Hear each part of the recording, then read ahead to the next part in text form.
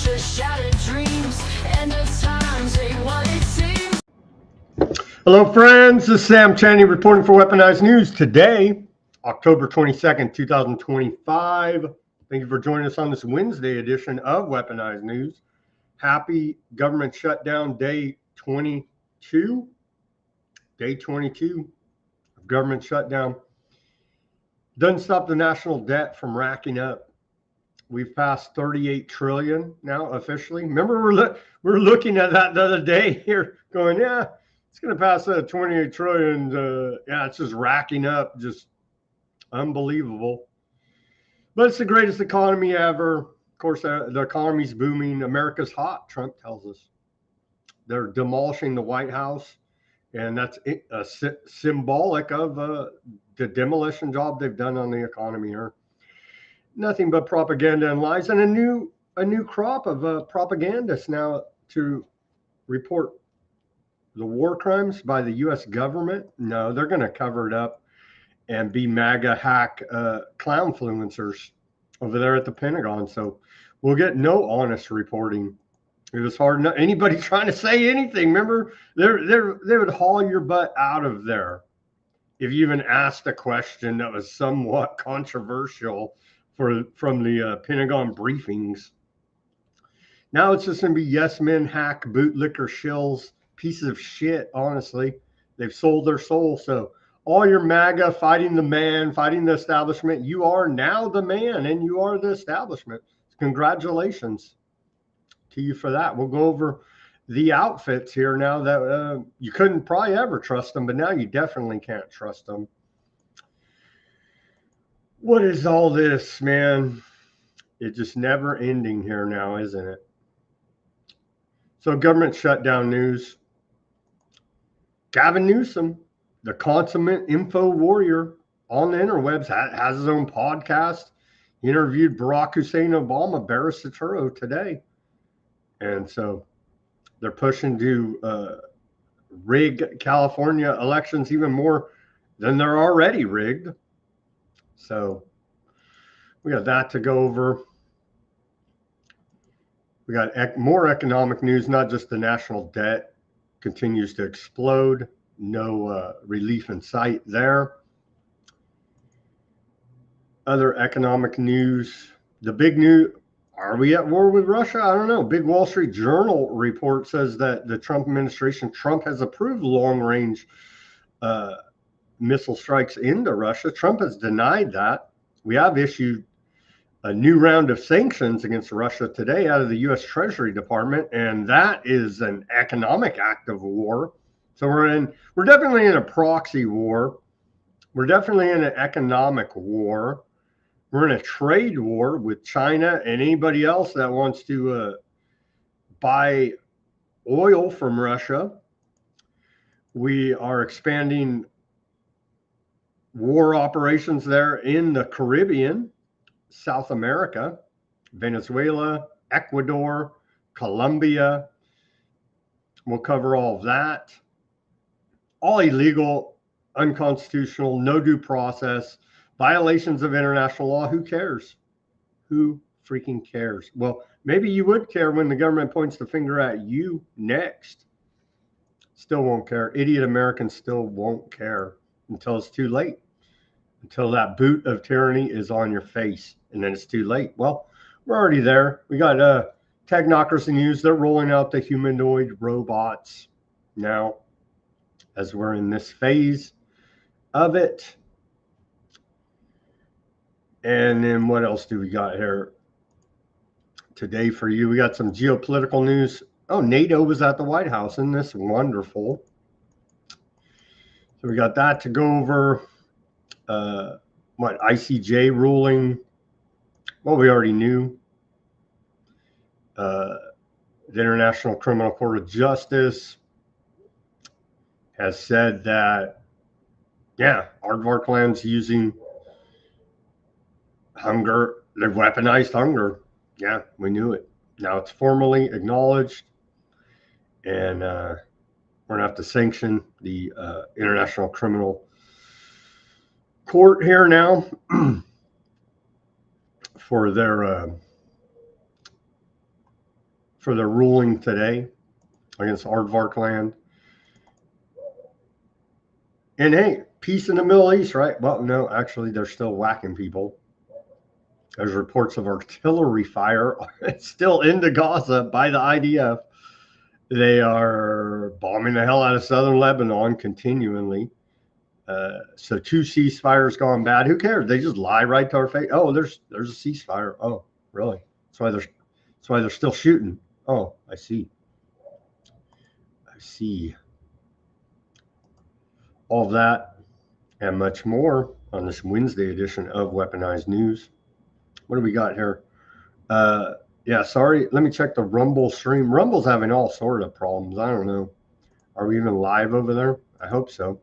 We're not able to integrate the chat on the Rumble today.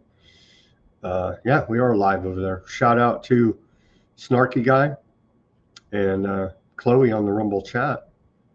Apologies for the Rumble issues, but it's how it goes sometimes. All right, let's get to this day in history. Oh, quickly, shout out to the audience. We had one listener requesting some baby wear. So I did create a few baby items for the Weaponized News store. We'll go over that. Any listeners, you got ideas you want to see on our merchandise, let me know in the email, sam@weaponizednews.com. You can go to the website through the contact form, or you can just email me directly, sam@weaponizednews.com. Give me some ideas, some things you want to see in the shop as we're continuing to expand it every day here now. Push that like, share, subscribe button. I don't say that nearly enough on the show. It does help a little bit, maybe, possibly, probably not, but whatever, dude. You know what I mean? As we're fighting through these censorship algorithms here on the interwebs. Okay, on this day in history of October 22nd, we go back to the year 1721. Tsar Peter the Great titles himself Emperor of all Russia. And how that worked out for him, not so well. Should have seen those damn commies coming, shouldn't you? Should have seen the damn aardvarks coming, shouldn't you? If you're Emperor of all Russia, that happened after this, but still, you know what I'm saying? You're going to claim that title, you better be prepared for the international banking aardvark onslaught that is to come there in Russia's future. Continuing here in 1836, on this day, Sam Houston is inaugurated as the first elected president of the Republic of Texas. Sam Houston there. In 1861, on this day, the first telegraph line linking West and East Coast completed. And as we reported, the federal government went on to seize all these records and essentially spy on, so they've been spying, okay? So no matter what your communications are, the government is spying on it, trying to figure out what you're saying, how to steal your intellectual property, and how to imprison you and steal everything you have, essentially. As we continue to cover here, the government is a crime syndicate, and they will use any means necessary to go about their criminal activity. In 1879, on this day, Thomas Edison perfects the carbonized cotton filament light bulb. And many would say, including myself, that light bulbs in 1879 were better than these piece of shit LED light bulbs that they have today. Just saying. In 1906, Henry Ford becomes president of Ford Motor Company, and big antiseptic guy there, Henry Ford.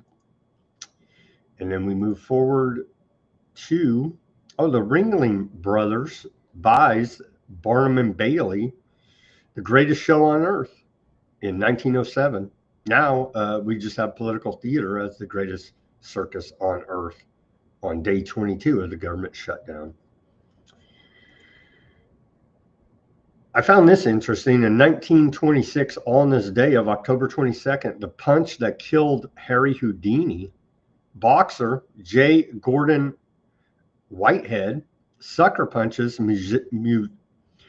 magician Harry Houdini in the stomach in his dressing room at the Prince Theatre in Montreal. The attack started or helped cause the appendicitis that would later kill Harry Houdini 9 days later. Watch out who you sucker punch in the stomach. It just may kill him. And then, of course, pumping up the rugged individualism here, Hubert Hoover on this day speaks of an American system of rugged individualism. Now pay your federal income taxes. On this day in 1934, the real crime syndicate killed notorious bank robber Charles Pretty Boy Floyd. He was shot and killed by FBI in Liverpool, Ohio. So who's the real gangsters? I don't know. The notorious bank robber or the FBI that murdered him, that protects the debt-based fiat monetary system of the private central bank cartel that we're under here now. Who's the real gangsters? Well, Pretty Boy Floyd or the international bank cartel? You tell me. On this day in 1962, U.S. President John F. Kennedy makes a live television address about Soviet missile bases in Cuba and imposes a naval blockade on Cuba, beginning the Cuban Missile Crisis. Was any of that even real? Who friggin' knows? You know what I mean? We just trust the lying criminal government to tell us the story here now. But they saved us from nuclear annihilation out of Cuba via Russia. They tell us. Thank you very much for that. Sartre. This is based actually by this French philosopher on this day in 1964. French philosopher and author Jean-Paul Sartre refuses the Nobel Prize for Literature, saying he doesn't want to be institutionalized. Good for you, dude.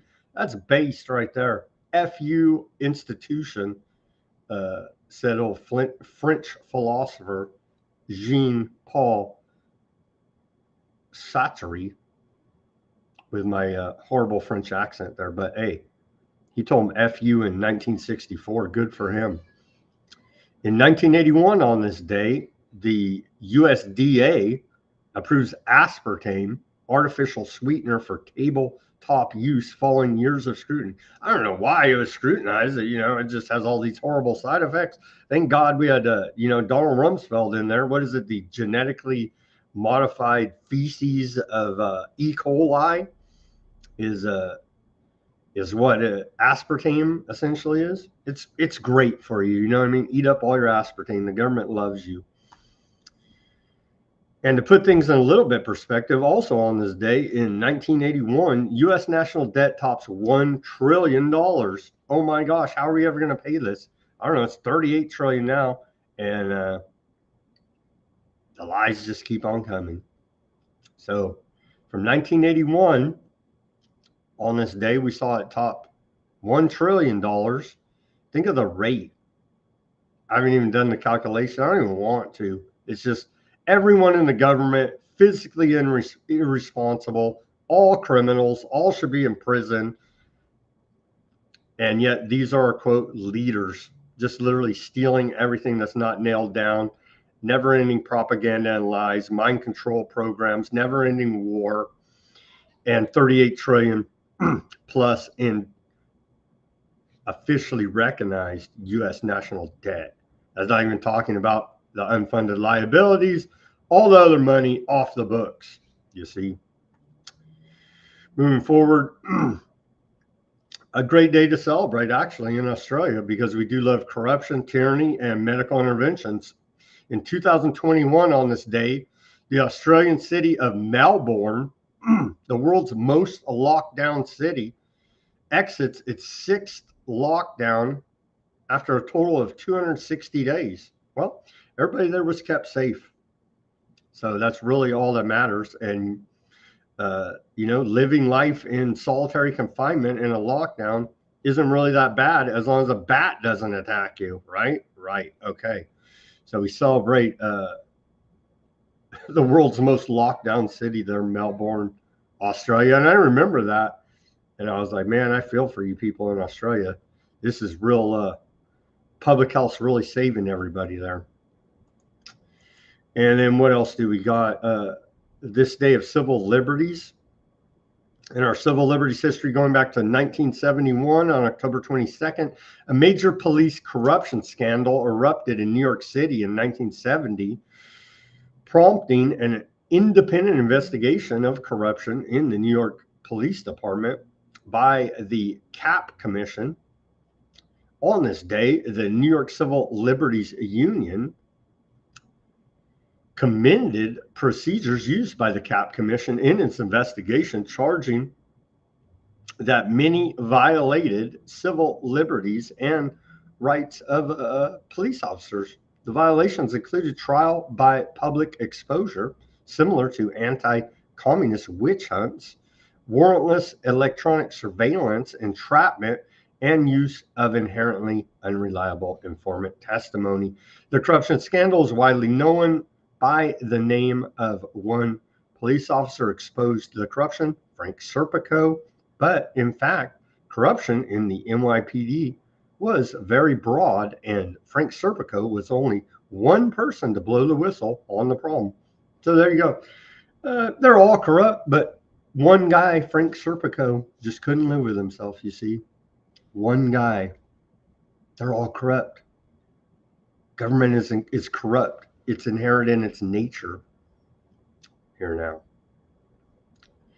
All right, what do we got? Well, more illustrations here now of how the government is a crime syndicate. Let's give you 6 examples we have today. Operation Ill Wind in the 1980s, a Pentagon procurement scandal, exposed bribery, fraud, bid rigging involving defense contractors, Department of Defense officials. Over 60 individuals and companies were convicted, revealing a corrupt network manipulating military contracts for profit. Well, now we just don't even have financial audits at the Pentagon and track any of the money in our account for anything, and literally laugh in your face, spit in your face, and say, here's $1 trillion in a black hole of, go kill whoever. They're terrorist Hamas. So we've progressed nicely here in America, exposing waste, fraud, and abuse through the most transparent administration in history, the Trump administration. William Jefferson case in 2009. Former U.S. Congressman William Jefferson was convicted under RICO for bribing and money laundering after accepting $90,000 in bribes found in his freezer for brokering corrupt deals in Africa. The Tennessee Waltz of 2005. An FBI sting operation uncovered Tennessee state legislatures accepting bribes to influence legislation. 11 officials, including senators, were convicted under RICO for operating a pay-to-play racket. Gil Dozier case, I think we covered this, but we'll keep covering it because it's so wonderful. Louisiana's Commissioner of Agriculture, Gil Dozier, was convicted under RICO for extortion and racketeering, demanding bribes from businesses for government contracts, treating his office as a personal extortion ring. Operation Rocky Top in the 1980s, a Tennessee bingo scandal, revealed state officials and legislatures running a gambling racket, skimming profits for charity games. Multiple convictions exposed corruption in regulatory oversight. Oh, you don't say. Mexican drug cartel collusion, and it's ongoing here now. Mexican government officials, including police and politicians, have been repeatedly implicated in protecting drug cartels like Sinaloa and Los Zetas. The 2014 Iglagua mass kidnappings, where 43 students disappeared, involved local police and officials colluding with drug cartels with evidence of government cover-ups. And Operation Fast and Furious 2009 through 2011, the U.S. Bureau of Alcohol, Tobacco, and Firearms and Explosives allowed thousands of firearms to be smuggled to Mexican cartels to track them, but lost track, fueling violence. Congressional investigation criticized the operation as reckless, with allegations of enabling cartel power for political leverage. And remember that Fast and Furious, they were going to use that as a when they're going heavy after your right to self-defense under the Barack Hussein Obama administration there, Operation Fast and Furious. And it's never ending. So we'll cover more about how the government is a racketeering operation tomorrow on Weaponized News for you. Here's our segue. And this is right from the White House. So Americans suffer, Democrats celebrate, and the math ain't mathing, they say at the White House. Here's our segue to the news. What we need to do now is get focused and stop pointing fingers. You're a problem. You're a real problem. It's just Chuck Schumer's the most based government worker there is right now. Whip C. Clark here now, Democratic whip of the U.S. House of Representatives, Catherine Clark, the number 2 House Democrat on Democrat shutdown. That's and of course, all the Republicans are outraged by this. Let's take a listen. I mean, shutdowns are terrible. And of course, there will be, families that are going to suffer. We take that responsibility very seriously.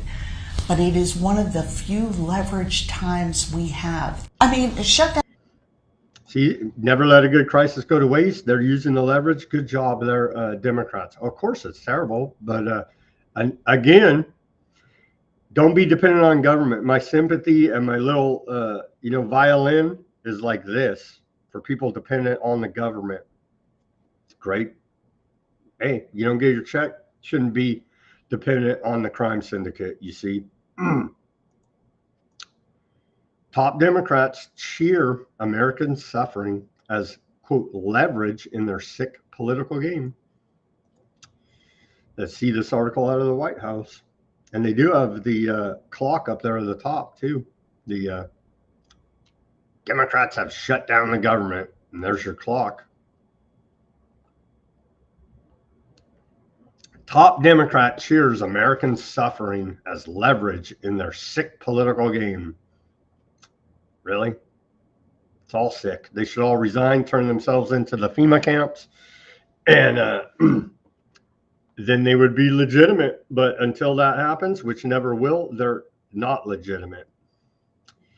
As Democrats gleefully wield the suffering of Americans as a weapon in their demented political games, they've plunged the nation into chaos. More than 1 million federal employees aren't getting paid.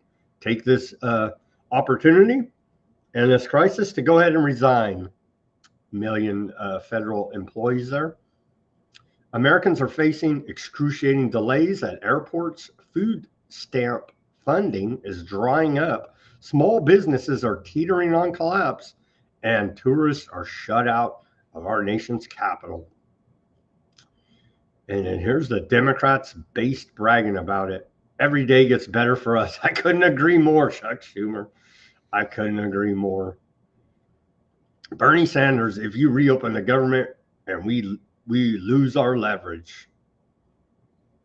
So there you go. They're humble civil servants. None of it's about politics, all about serving the American people.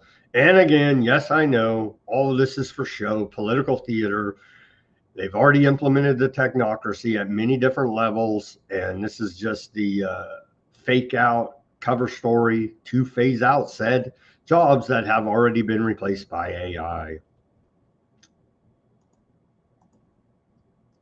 People don't want to watch you losers shout into the void. This is out of the White House, referring to old Chuck Schumer on the Senate floor there. Only 98 people were watching as Chuck Schumer and the Democrats debate the government shutdown there on the Senate floor. I know it's affecting America so much. Everybody's tuned in, a whole 98 people. They're exposing themselves as irrelevant in the entire government.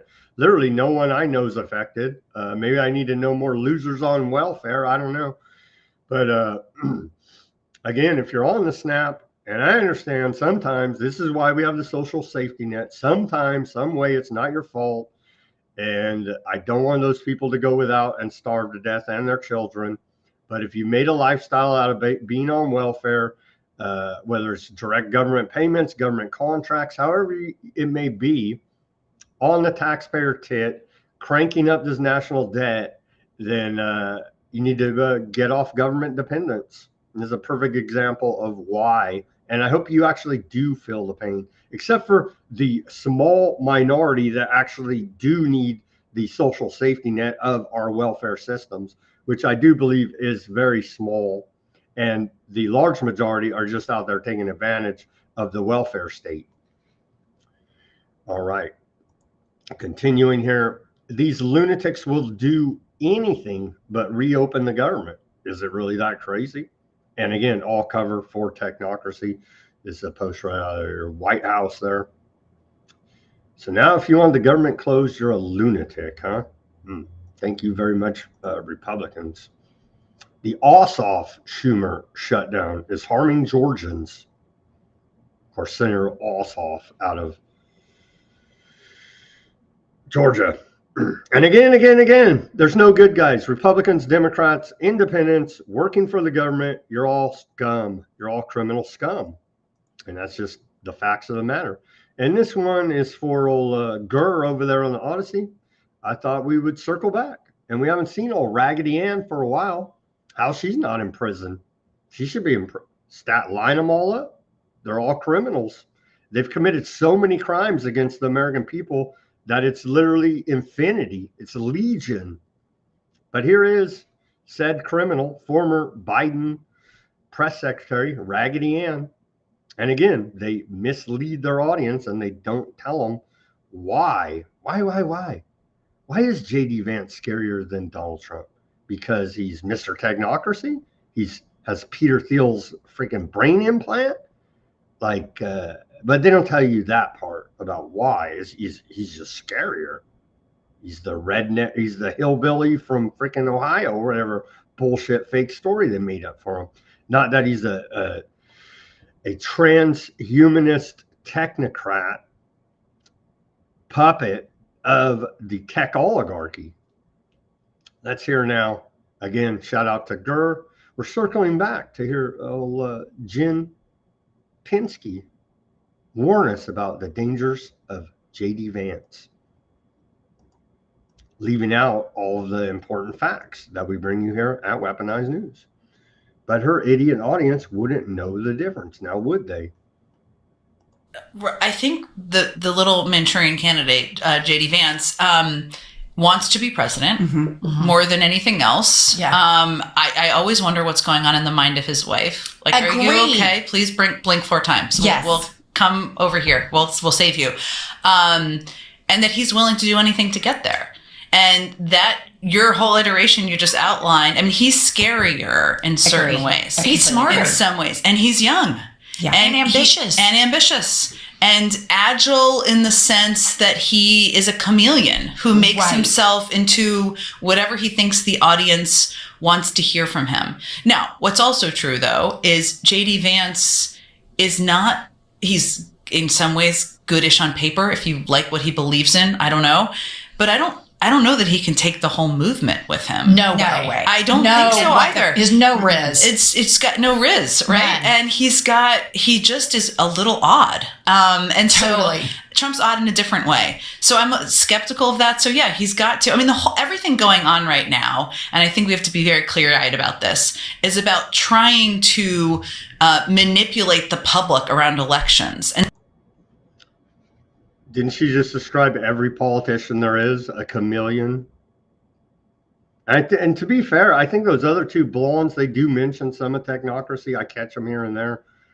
I'm not trying to watch their clown world here, but they're not doing the deep dives like Weaponized News, telling you from the beginning that, yes, indeed, the whole reason JD Vance is there is because the tech oligarch bros, Peter Thiel, Elon Musk, and the rest of them put him there, you see, and that's why he's more scary than Donald Trump.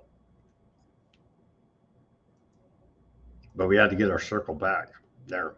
Okay, where are we at here? Well, Barack Hussein Obama found time out of his busy day of being a retired president and building that monstrosity presidential library monument, whatever the hell you want to call it. Looks like some kind of freaking torture dungeon building black ops site over there in Chicago.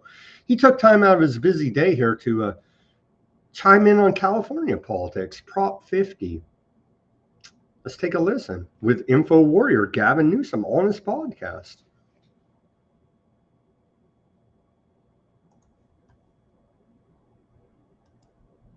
The problem that we are seeing right now is that our current president and his administration is explicitly saying that we want to change the rules of the game midstream in order to insulate ourselves from the people's judgment.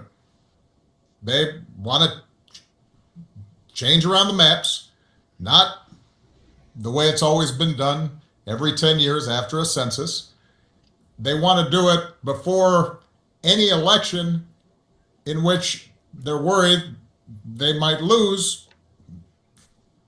They want to tinker around with it to see if they can give themselves an advantage. And it's brazen.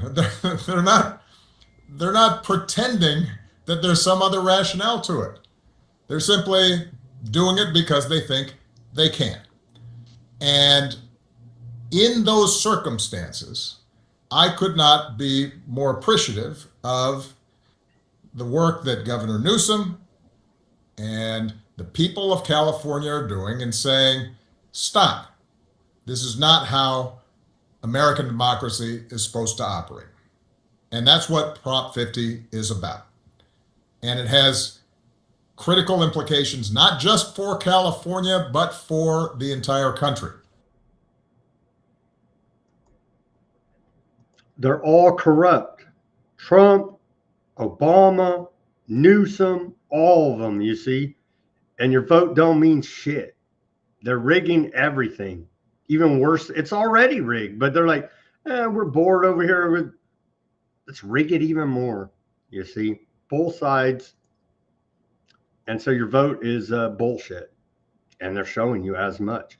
Emblematic of the U.S. economy, the national debt. Here is the... and we're supposed to care about them demolishing the White House. Demolish all of Washington for all I care. You know what I mean? It's all built on Satanism and dark occultism. So Trump's remodeling the White House, and there's something we're supposed to care. Who gives a F? It's his house. You know what I mean? It's actually the people's. But even if you remove all that, who freaking cares? But this is a symbolic of our economy now. The demolition for the new ballroom over there at the White House. The U.S. national debt has surged past $38 trillion, according to the U.S. Treasury Department, just 2 months after surpassing previous forecasts. So it just took 2 months to go to rack up $1 trillion to go from 37 to 38. 2 months. And the timeline's getting shorter exponentially as compound interest works its magic, you see. So we can expect shorter timelines to reach $39 trillion in debt. It only took 2 months to rack up $1 trillion.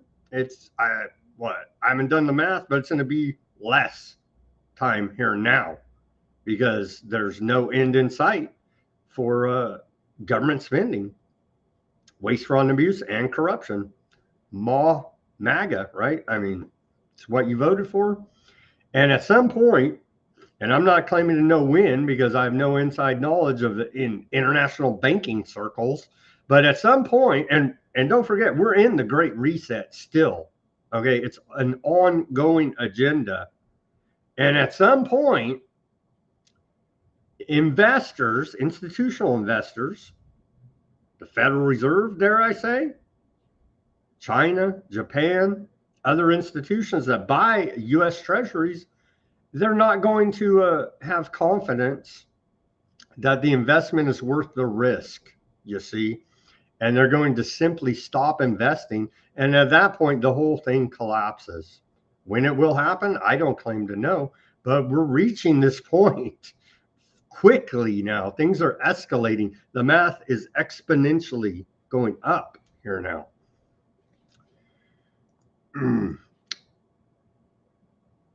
Well, here's our U.S. debt clock. This is not sustainable. Again.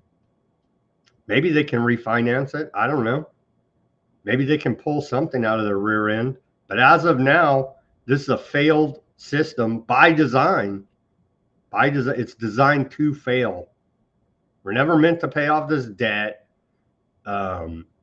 Your U.S. dollar's never meant to be a store of value. None of that. It's all a giant scam. Our monetary system, fiat debt-based monetary system, brought to you by the International Bank Cartel. And we've seen gold and silver go down today, as you would expect. Profit taking in those markets. Here's gold still hanging tough above 4,000, but we did see we saw a sell-off, and you could see the dip here. So it hit the high at what, 4,325, something like that. And you see the sell-off here, taking profit for the gold market there. Spot price of gold. And silver's also down. I'm sad to report it went down below $50 an ounce. So, but as you would expect in these markets, profit taking has caused a little bit of a dip. But hey, as long as this debt keeps going uncontrollably, I would expect the precious metal markets to continue to pump. Here is U.S. State Trade Representative.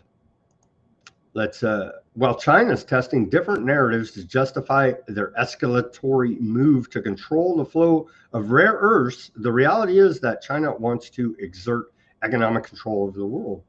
Not America? Not the world reserve currency? Well, let's hear this propaganda now. As we're in a trade war with China, as announced by Trump.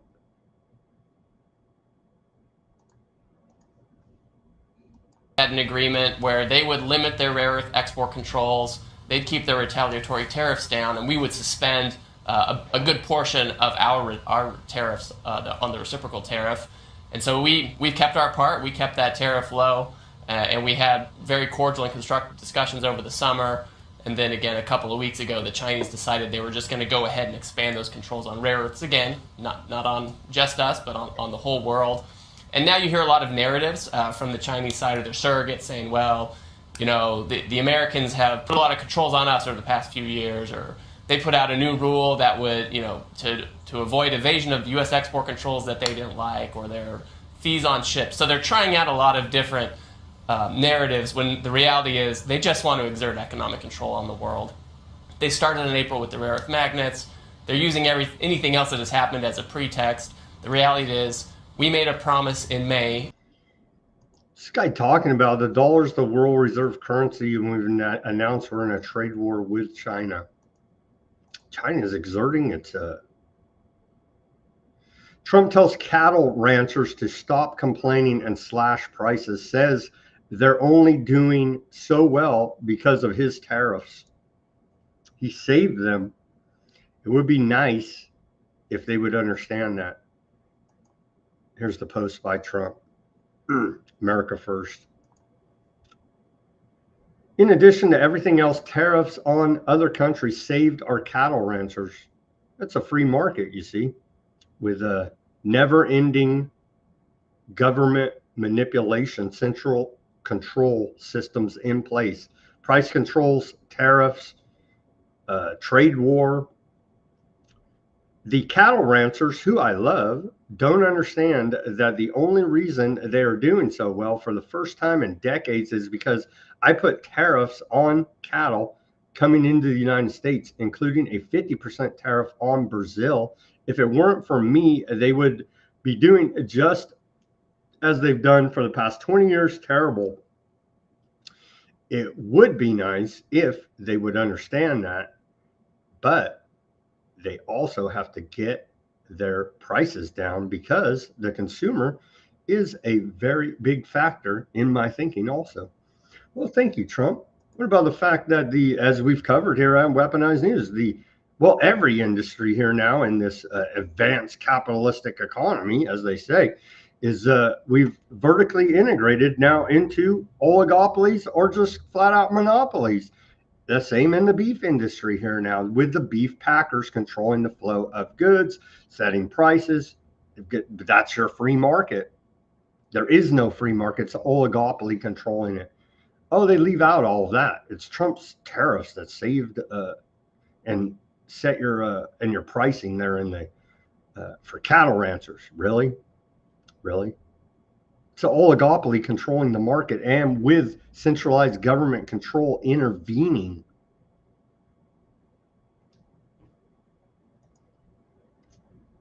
If Trump only understood that, I think he does, but they just act like everybody else is stupid, apparently.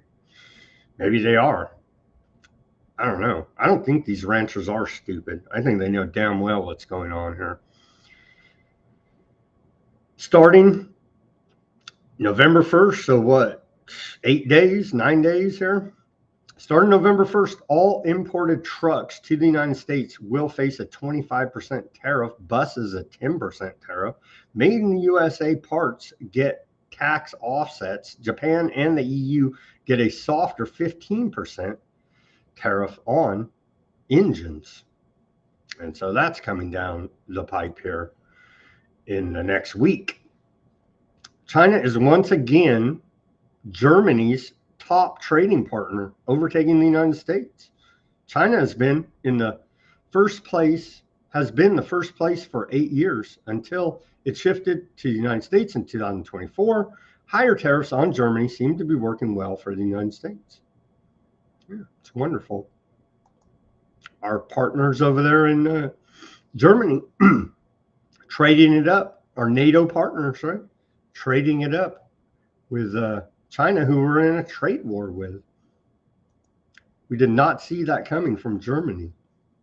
The Trump administration is weighing a new export restrictions on goods made with U.S. software, from laptops to jet engines, as retaliation for China's rare earth export curbs, report out of Reuters.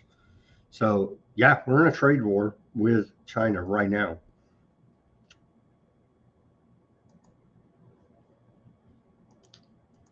Where are we at here?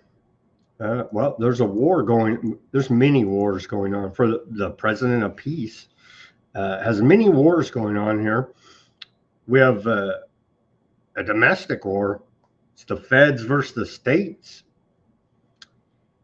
and under the guise of fighting illegal immigration, mass deportations.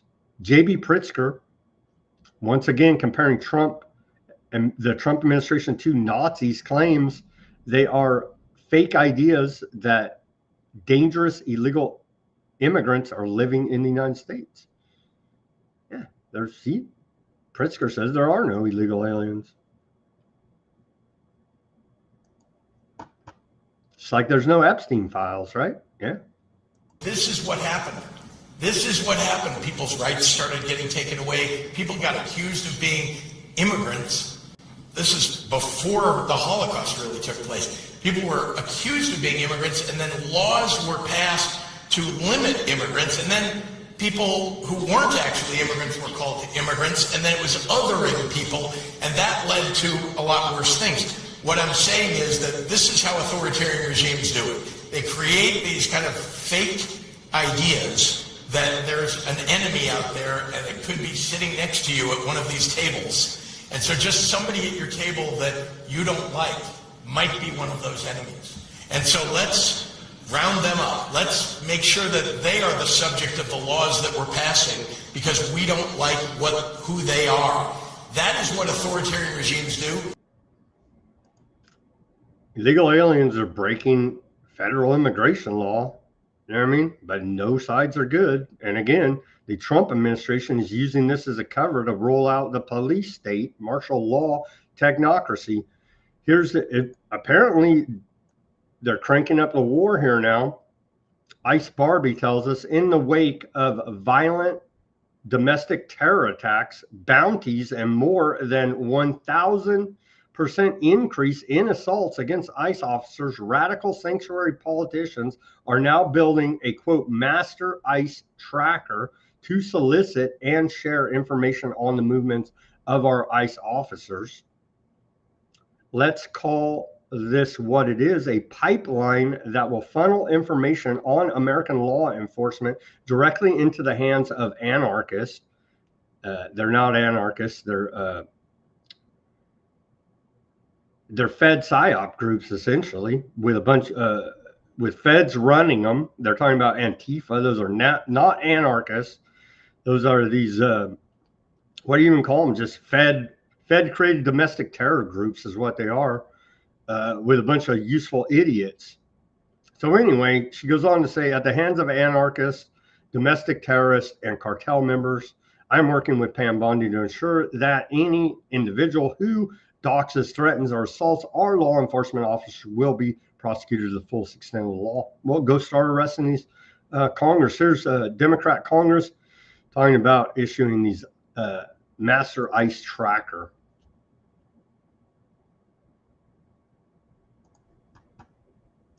I shared this with the mayor. Over the course of the next couple of weeks, the Oversight Committee will be launching on their website a master ICE tracker, where we're going to be essentially tracking every single instance that we can verify that the community will be able to send us information on.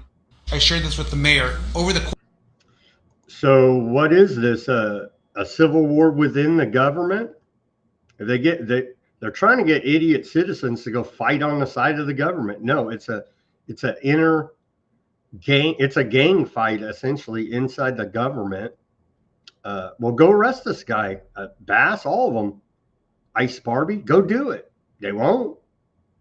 Go do it. Arrest them right now. This sure looks like obstruction of justice. Here's this bobblehead spokeswoman from the Department of Homeland Security. It sure does. Go arrest them. They won't. Well, this sure looks like obstruction of justice, and I know Attorney General Pam Bondi and Secretary Noem are all over this. There's really two reasons why the Democrats would release a list like this, and it's either to allow criminal illegal aliens to evade arrest, or secondly, it's to target law enforcement. We've already seen 1,000% increase in assaults against our law enforcement officers. Just 3 weeks ago, we saw a domestic terrorist attack against them out of Dallas. We're going to keep on seeing more of this if this is the Go arrest them. You're the head law enforcement. And bizarre post. This is Department of Homeland Security. Despite the furlough, they keep on posting propaganda. Let's take a look at this post. Bizarre meme that they came up with here. This is in relation to New York's Canal Street is safe. 9 illegal aliens arrested have violent rap sheets, including robbery, burglary, domestic violence, assaulting law enforcement, counterfeiting, drug possession, and forgery. And so, the hell kind of... So they arrested these characters. I really don't know what this means, but they made a meme out of their faces of these 9 illegal aliens that were arrested on New York's Canal Street.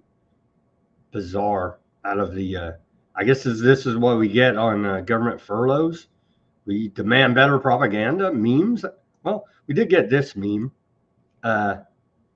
Very occultic, the sun worship right there in the background. But hey, spark up your patriotic spirit with old George Washington on the horse.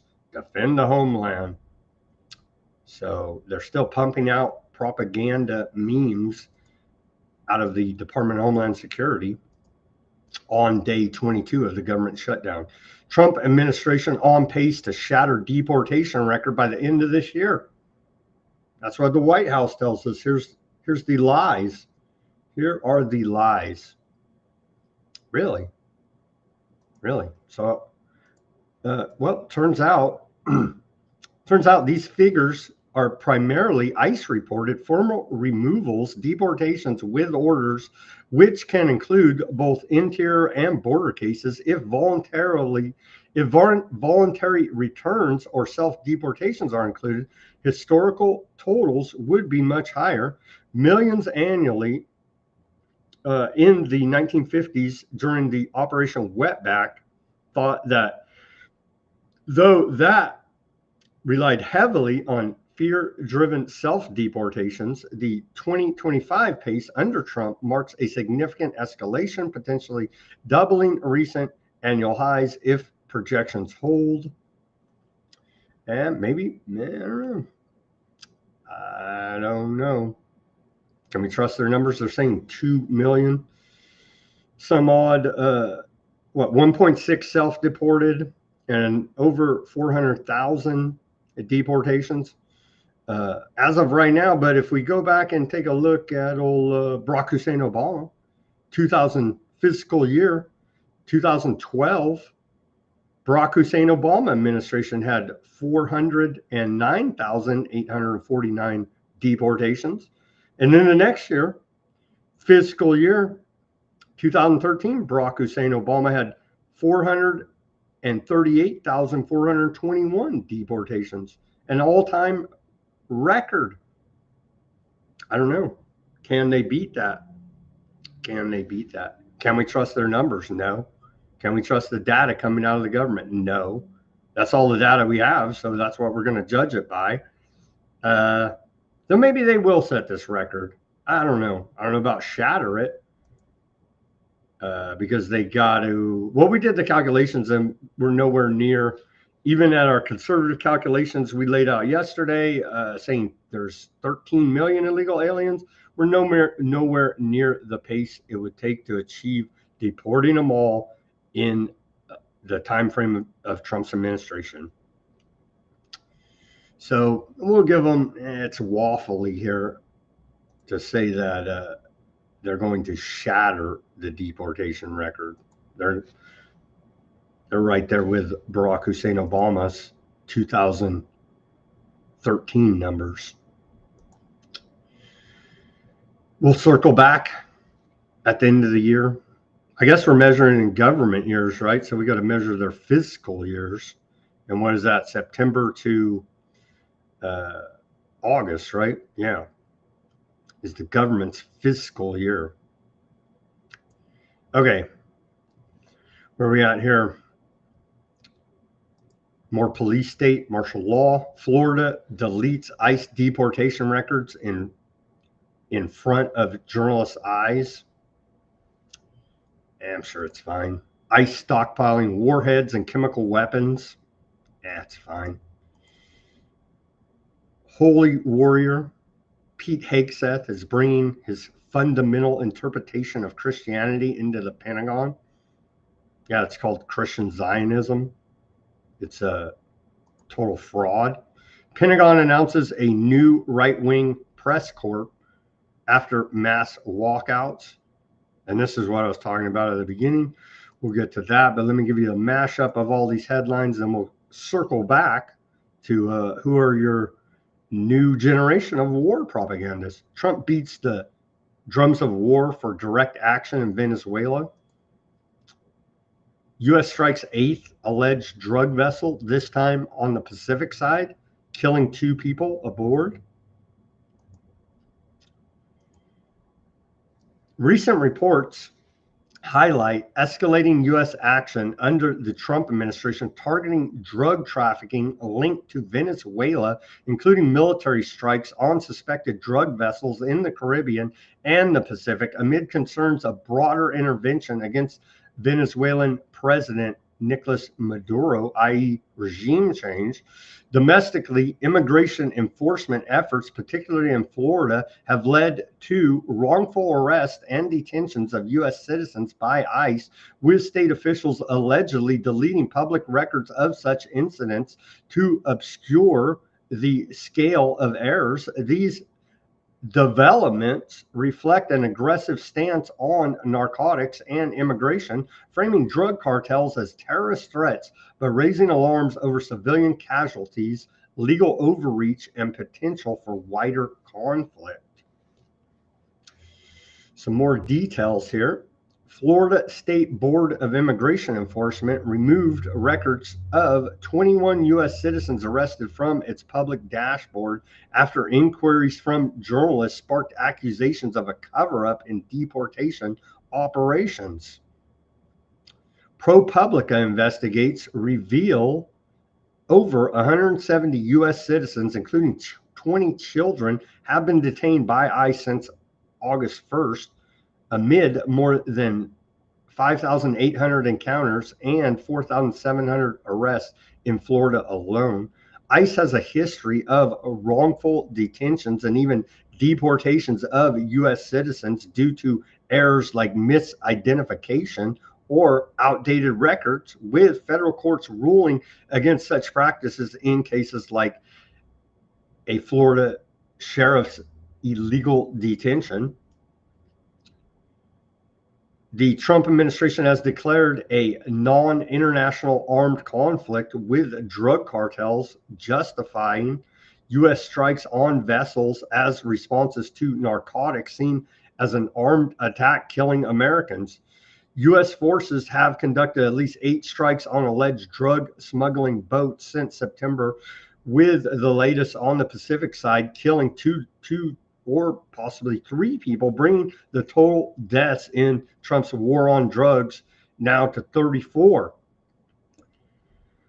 Trump has deployed thousands of troops, warships, fighter jets, and submarines to the Caribbean for drug interdiction, with insiders viewing it as psychological warfare and preparation for regime change in Venezuela. The president has authorized CIA covert operations in Venezuela, expanding presence and considering land-based strikes on trafficker sites or airstrips beyond just maritime actions. Accusations link Maduro's government to narco-terrorism, with Trump designating groups like Tren de Agua as terrorists, potentially allowing lethal action without due process. Critics warn of mission creep leading to full-scale war, citing historical U.S. interventions in Latin America and potential violations of the War Powers Resolution requiring congressional approval. Environmental and regional concerns arise from U.S. operations, including ecosystem damage to the Caribbean and diversion of resources from climate efforts, while Maduro mobilizes forces in response. And where are we at now here? Oh, well, our war propagandists. We wouldn't have it any other way. Remember the last round of State Department Pentagon reporters said they would not sign this pledge to essentially be war propagandists. So they all walked out. And now a new round of hack shill clownfluencers have filled the void, wouldn't you know? And so who are these clownfluencers? Well, they're your favorite right-wing propagandists who have rose to prominence through the MAGA movement, and were once anti-establishment. Now they lick the boots of government. Today, the Department of War is announcing the next generation of Pentagon press corps. We're excited to announce over 60 journalists representing a broad spectrum of new media outlets and independent journalists have signed the Pentagon's media access policy and will be joining the new Pentagon Press Corps. 26 journalists across 18 outlets were among the former Pentagon Press Corps who chose to sign the DOW media access policy. New media outlets and international journalists have created the formula to circumvent the lies of the mainstream media and get real news directly to the American people. It's rich coming out of the State Department, isn't it? Their reach and impact collectively are far more effective and balanced than self-righteous media who choose to self-deport from the Pentagon. They said they're not signing your stupid, I'm going to be a propagandist bootlicker for the government paper. Americans have largely abandoned digesting their news through the lens of activists who masquerade as journalists in the mainstream media. We look forward to beginning a fresh relationship with members of the new Pentagon Press Corps. Meet your old propagandist. Meet your new propagandist, same as the old, but now it's MAGA bootlicking scum. I disrespect all of these people. Gateway Pundit, Post-Millennial, that's Jack Posobiec. What a piece of shit he turned out to be. Human Events and National Pulse signed an agreement with the Defense Department. It's actually the Department of War. Whatever, dude. Now we're fact-checking the old Washington Calm Post here. Maybe someday they'll get it straight. I know it took a long time to sort out Twitter and X. Maybe we'll get the Department of War references correct here in the very near future. Who else? What other hacks are going to be there? Poor old Mike Lindell. I still feel sorry for this guy. I don't know why he's turned into a pure government propagandist hack shill piece of shit, just like the rest of them. Just like Gateway Pundit, Post-Millennial, Human Events, and National Pulse. Old Tim Pool, Turning Point USA, and old Tim Pool, Timcast. So, yeah, know that they're government bootlicking propagandists now. Same as the old boss, the new boss. Same shit, different day. They're going to act like they're alternative, pushing back. They're not. They're not. They signed the pledge to be government bootlickers. And so they should all be shamed out of existence. Honestly, I don't know how anybody even listens. But hey, we got cult of personality, MAGA, and we have to be true to the cult here now. And so again, I disrespect them all because they're government hack shill propagandists selling America on war. Here's Trump says that this is a national security problem. They killed 30,000 Americans last year. He's talking about the alleged narco traffickers. This is a national security problem. They killed 300,000 people last year. Drugs, these drugs coming in. They killed 300,000 Americans last year, and that gives you legal authority. We have a national security really, I will say this. When you look at the people we're dealing with, and we know them, we know the people coming in, we know the boats, we know everything else. We're allowed to do it. It's in international waters. If we don't do it, we're going to lose hundreds of thousands of people. Now, they'll be coming in by land a little bit more because they're not coming in by boat anymore. There are no boats in the water. There are no more boats. We know the boat almost immediately. You know, it's pretty unusual when you see somebody with a fishing rod and 5 engines on the back of the boat. You know, you don't need that to go fishing. Wait. And we will hit them very hard when they come in by land. And extrajudicial executions, war crimes, violating international law. They killed 300,000 Americans last year. Really? That's Trump's claim. Here is the latest, released by the Secretary of War, Pete Hegseth. Here's the vessel. Maybe this is a drug trafficking boat. What are you, for narco traffickers? No, I'm not saying they're good. Neither is the big boss here, U.S. federal government, head trafficker of all contraband in the world. There's no good guys in this story.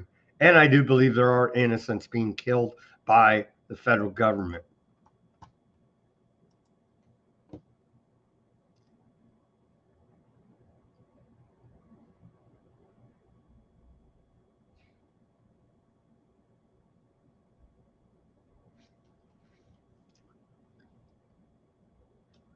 That's your due process, your rule of law. Hey, maybe we could, I don't know. Yeah, don't matter. You're whacked. You're whacked. Well, and so Trump is saving the American people from these drug traffickers. What about the opioid crisis here brought to you by American pharmaceutical companies? Let's take a look.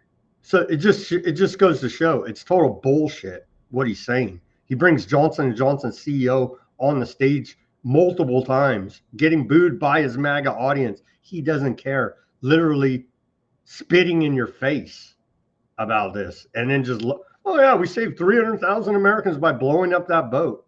What a load of bullshit. U.S. overdose deaths. Where are we going to start here?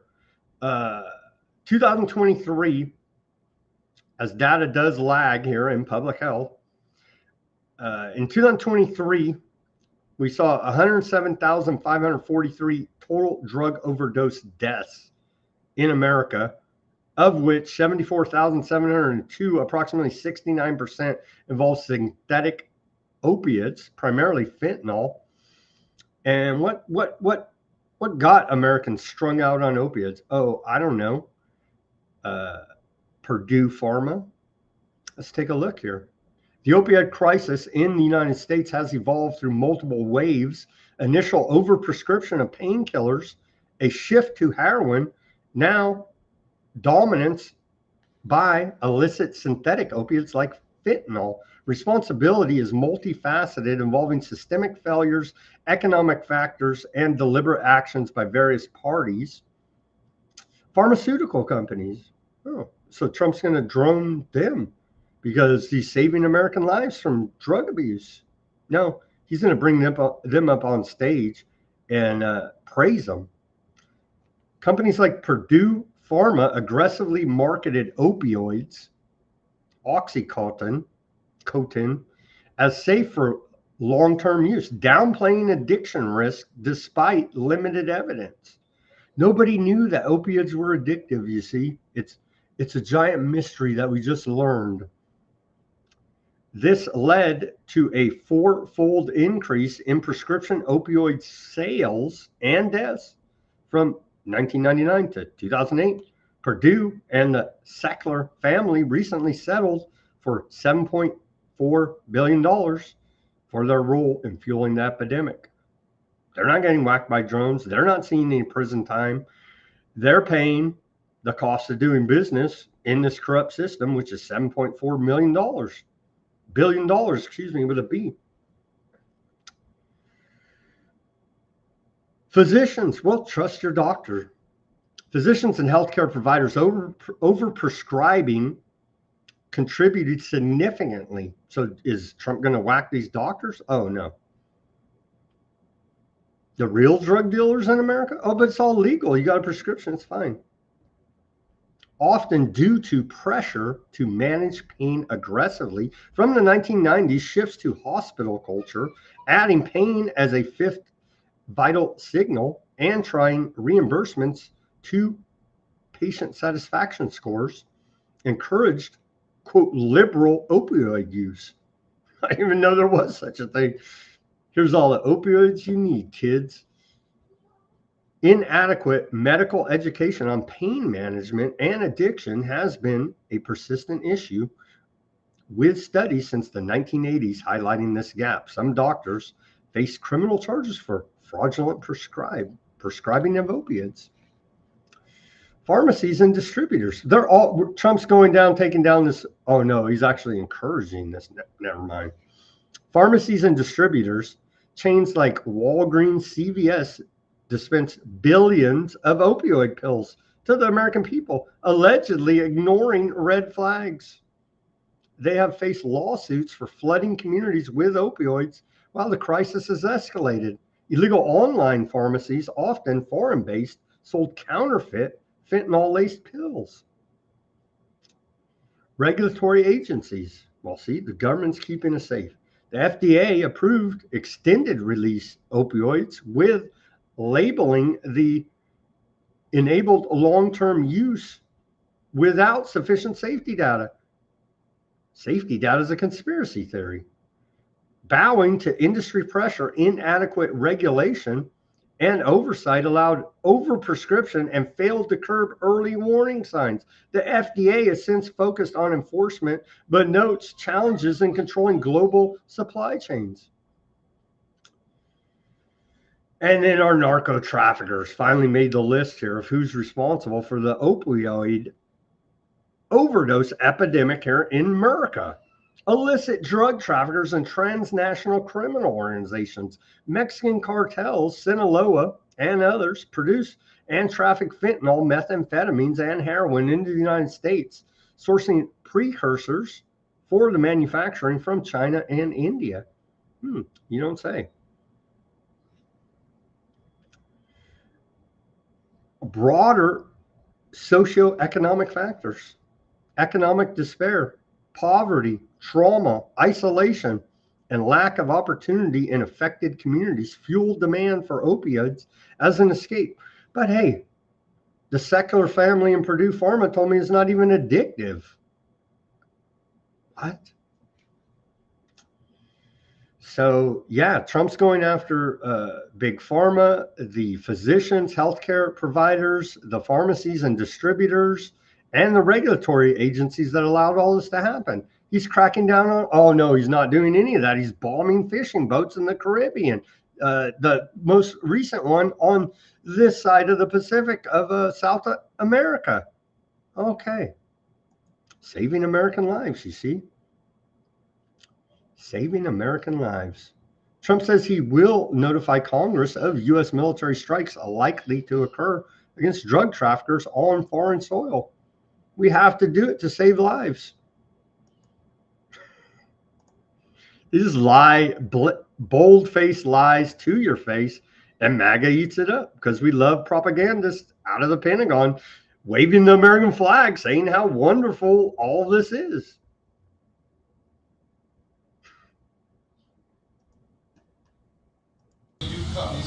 Yes, we do. We have legal authority. We're allowed to do that.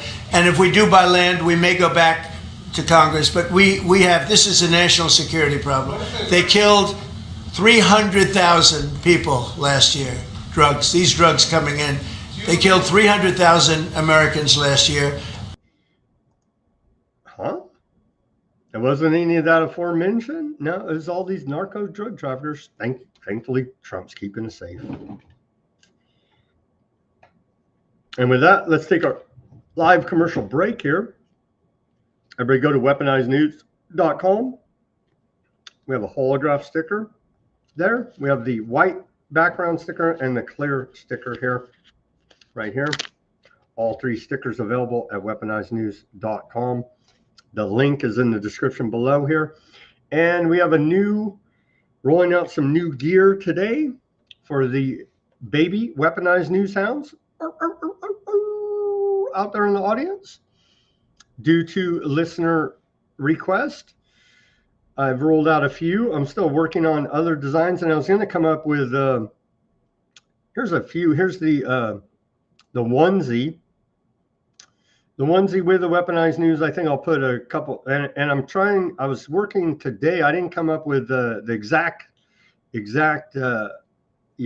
phrase that I wanted. But I'm going to come up with some type of smart ass saying about thanking adults, babies, right? Thanking adults for the national debt for mortgaging their future here, essentially, in America. I was working on some phrases. Hopefully we'll have that completed tomorrow. But here is the Weaponized News onesie there for the babies out there in the audience, raising our children right. Here's a toddler t-shirt. They did not have white, so we had gray, a couple of your safety for the toddlers. They do need that. We had some green. We did green, yellow, and I'm looking for some other colors here. Still working on that design, but it is available now for you at the Weaponized News shop. And then the bib, of course, the bib. I did put this bib in the store today, and so. Where is the bib? Here is the bib. We have a few different colors there. Weaponized News tactical baby bib there. And I will. These are just the first, so I'll work up some more designs. But the classic Weaponized News logo there, and I do believe we have with the black trim there. Let me throw it up here so you can see a little bit better. The tactical Weaponized News baby bib there, and we have it, of course, in baby blue for the boys, and pink for the girls, and then black for the gender X's there. There you go.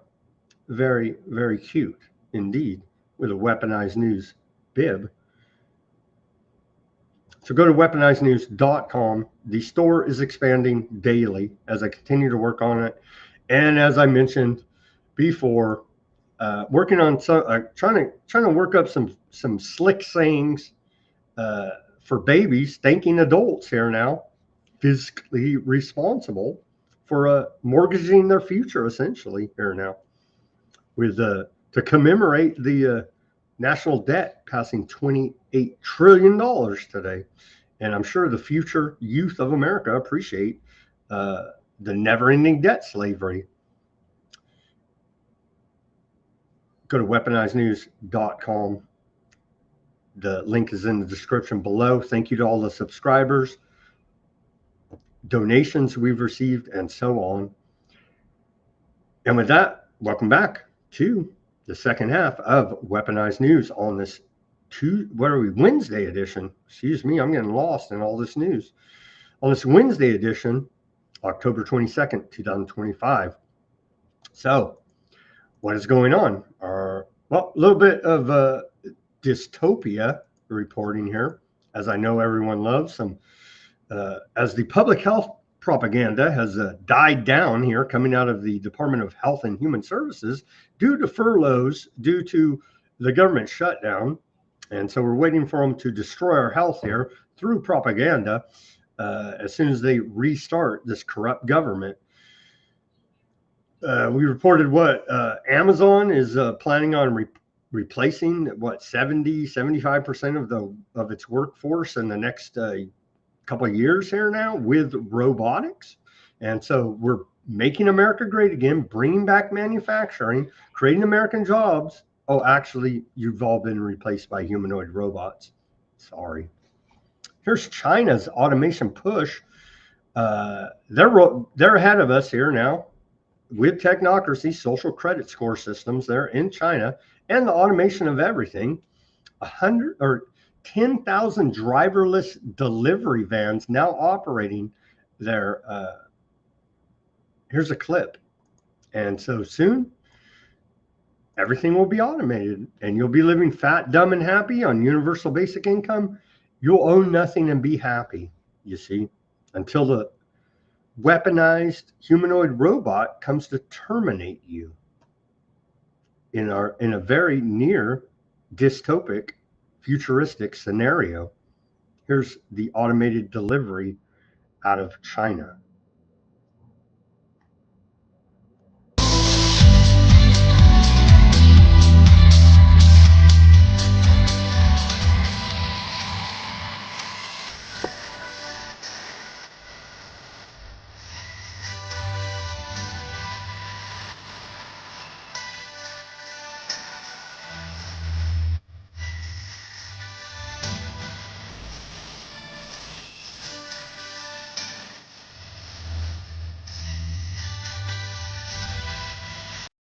And see, we won't need these pesky humans, but you're like, well, I'm human. Well, it doesn't matter, you see. You're part of net zero. And here's Mr. Technocracy himself, Elon Musk, telling us, we finalized design for Optimus 3. Very complex hands and an AI mind. I don't know what could go wrong with this.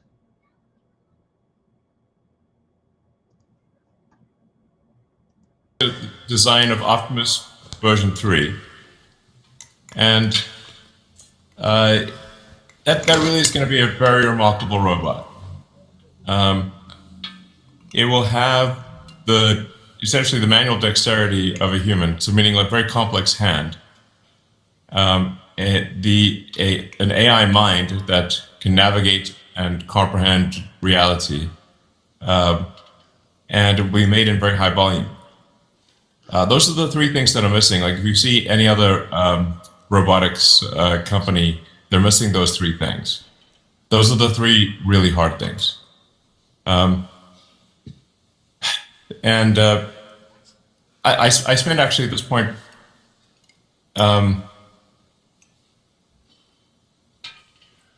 it might be more of my mental cycles than anything else, any other single thing on Optimus. That's solving for real world AI, all of the electromechanical issues of Optimus, the supply chain and production challenges. Here is said Optimus. Oh, before this is creepy. Warning, creeper, internet creeper. Suzanne Summers' husband just brought her back from the dead. 2 years after she passed away, Alan Hamill revealed he built an AI robot digital twin version of Suzanne trained on her voice, interviews, and memories. He says you can't tell the difference. Let your dead wife rest in peace, dude. Here's video of it. This is, people are doing this, man, and it's creepy and wrong.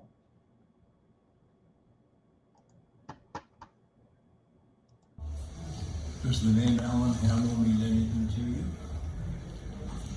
Of course I do. Alan Hamill is my husband of 55 wonderful years. He's my partner in everything, from life to love, and we've shared so many beautiful memories together. Do you have a favorite memory of us? What's your favorite memory that we share? Oh, there are so many. One of my favorites is when Alan and I were filming a cooking segment together a long time ago. We had a little mishap with the blender. Let's just say it didn't go as planned, and we ended up wearing more of the smoothie than we actually made. We laughed so hard, and it became a... So there's your transhumanist dream. That's not Suzanne Summers' soul in this robot. And why you would even put yourself through this is just beyond me. But I guess if you got a bunch of money and you're some kind of sick, twisted freak, then this is what you're going to do. Try to revive your dead wife. Horrific, if you ask me here. And then aforementioned Optimus. These are the ones that are friggin' scary. Imagine this weaponized. Here it is, talking just like a human.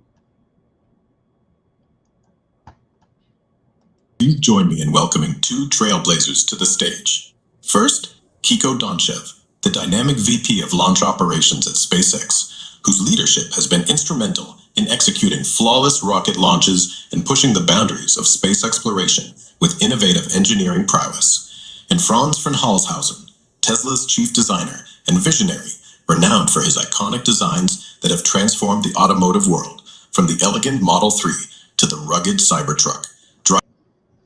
Yeah, that Denver says it looks like Showbiz Pizza animatronics. That's Suzanne Summers' robot, man. But this Optimus Prime one that they're showing us, it's getting scary, man. And this is just what they're showing us. So imagine what they really have. Fully weaponized. Scientists unveil, this is a report out of Financial Times, scientists unveil pigs gene edited to resist swine fever. Genetic scissors technology could boost efforts to protect millions of animals from disease. Scientists have genetically engineered pigs to resist classical swine fever, creating a potentially powerful new weapon against disease that threatens herds of hundreds of millions of animals across the world. Well, just keep using your PCR test. Everything will be perfectly fine. The DNA edit stopped the virus replicating and delivered total protection against infection with no observable effect on the creature's health and development. The research team from University of Edinburgh's Roslin Institute said the researchers used CRISPR-Cas9, quote, genetic scissors technology to make the edit in pig zygotes. The cells formed from the fertilization of eggs with sperm. These were then implanted into a surrogate female pig who gave birth to the genetically engineered piglets. Playing God, you see. What could go wrong there? I don't know. Keep using PCR tests is all I could advise them at this point, to the University of Edinburgh there. And their genetically gene-edited pig project. Okay, everybody knows, regular listeners know Simon. He made his 100th appearance today on George Galloway's MOATS show, and here is said appearance. Congratulations to Simon, and thank you again for representing Weaponized News, and congratulations to him for his 100th appearance on the George Galloway MOATS show. We may be able to wrangle Simon back into coming on Weaponized News. We've had some talks that maybe he can come back on here for some special appearances. We'll have to see how it sorts out. Anyway, here was Simon earlier today on Galloway MOATS show. Here is the 100th appearance on the mother of all talk shows by the legend Simon from Weaponized News. Congratulations, man. We have benefited greatly from your wisdom over those 100 calls. What have you got for us tonight? Greetings to you, Mr. Galloway, and also to your worldwide audience. It is a great honour to be with you on this 100th of occasion. I should, however, point out that it really wasn't necessary for you to go all the way to China in order to celebrate. So otherwise, thank you.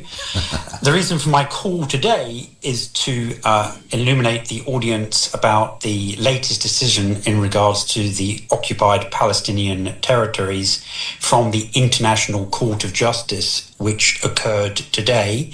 This was in response to a legal question that was posed to them by the United Nations General Assembly in December of last year. And in particular, it was to clarify the Israeli obligations to UN organizations and other humanitarian groups who might be seeking to assist in the alleviation of the suffering of the Palestinian people, particularly in relation to the conflict in Gaza. And they've come out with a very, very strong advisory opinion. One noticeable exception being the vice president, who is the judge from Uganda, as we have previously noted, seems to believe that we are on the end of times and it is her God's-given mission to protect the state of Israel. So as in previous judgments, she was the lone voice against the otherwise unanimous majority. But it's very, very significant in the type of things that they've ruled on, specifically when you consider that there are legal steps being taken by the Knesset and the Israeli government to further the annexation of the West Bank in a very quick manner. So they've reiterated, the ICJ has, the need for the protection of aid workers. And in this, they're talking not only about UN officials, but also humanitarian workers and members of other non-governmental organizations who obviously are trying to do good works in that area. And they've specifically said that they should not be targeted, which, as we've seen with the World Central Kitchens workers, with the British security guards with them, that most undoubtedly has happened in the past, along with other housing for Médecins Sans Frontières and other organizations seeking to provide relief. They've come out very strongly in favor of the United Nations Relief Works Agency, obviously founded in 1949, given Security Council approval in 1950, which has been updated and extended many, many times, and pushed back hard against the Israeli suggestion that that organization is, along with you, me, and everyone else, an agent of Hamas. So that has put a bit of a spoke in their works there. The issue there that they focused on has been its long-standing presence in the region, its authorization both by the General Assembly and the United Nations Security Council, and the large presence and storied track record that it has had. And it's specifically pointed out that that extends not only to food aid, but also the schools, the health clinics, and the hospitals that it's primarily responsible for running.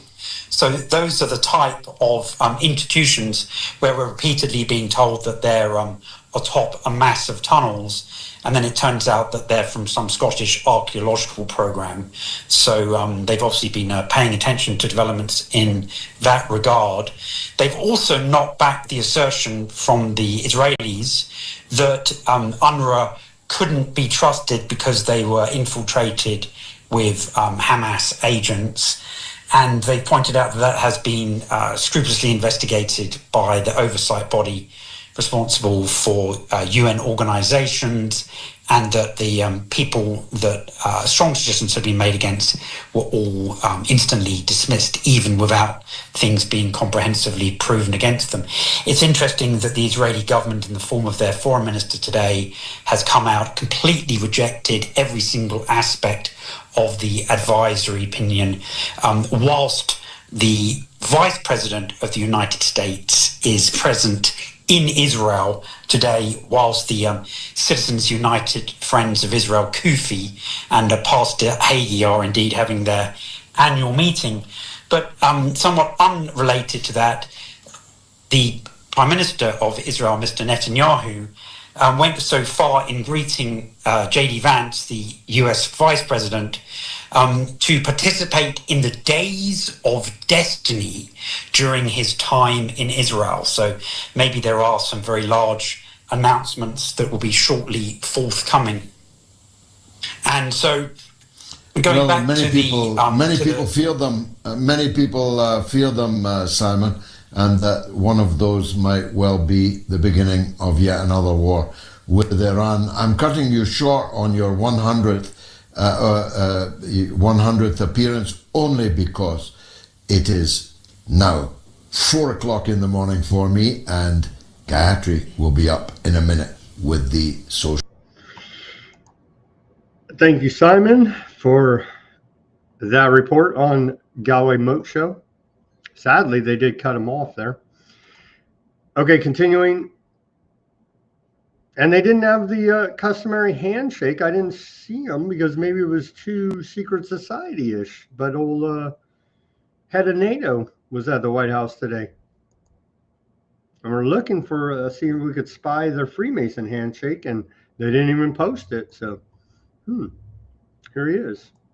Since President Trump was re-elected, NATO has been renewed, reinvigorated. We decided in The Hague under his leadership to spend 5% on defense, therefore also basically equalizing what the Europeans and Canada are spending on defense with the US. So the Europeans and the Canadians stepping up. Also when it comes to Ukraine, the president deciding to send weapons again to Ukraine, but paid for by allies. We are working very hard on that project. The first couple of billion of weapons already shipped into Ukraine from the US, paid for by allies.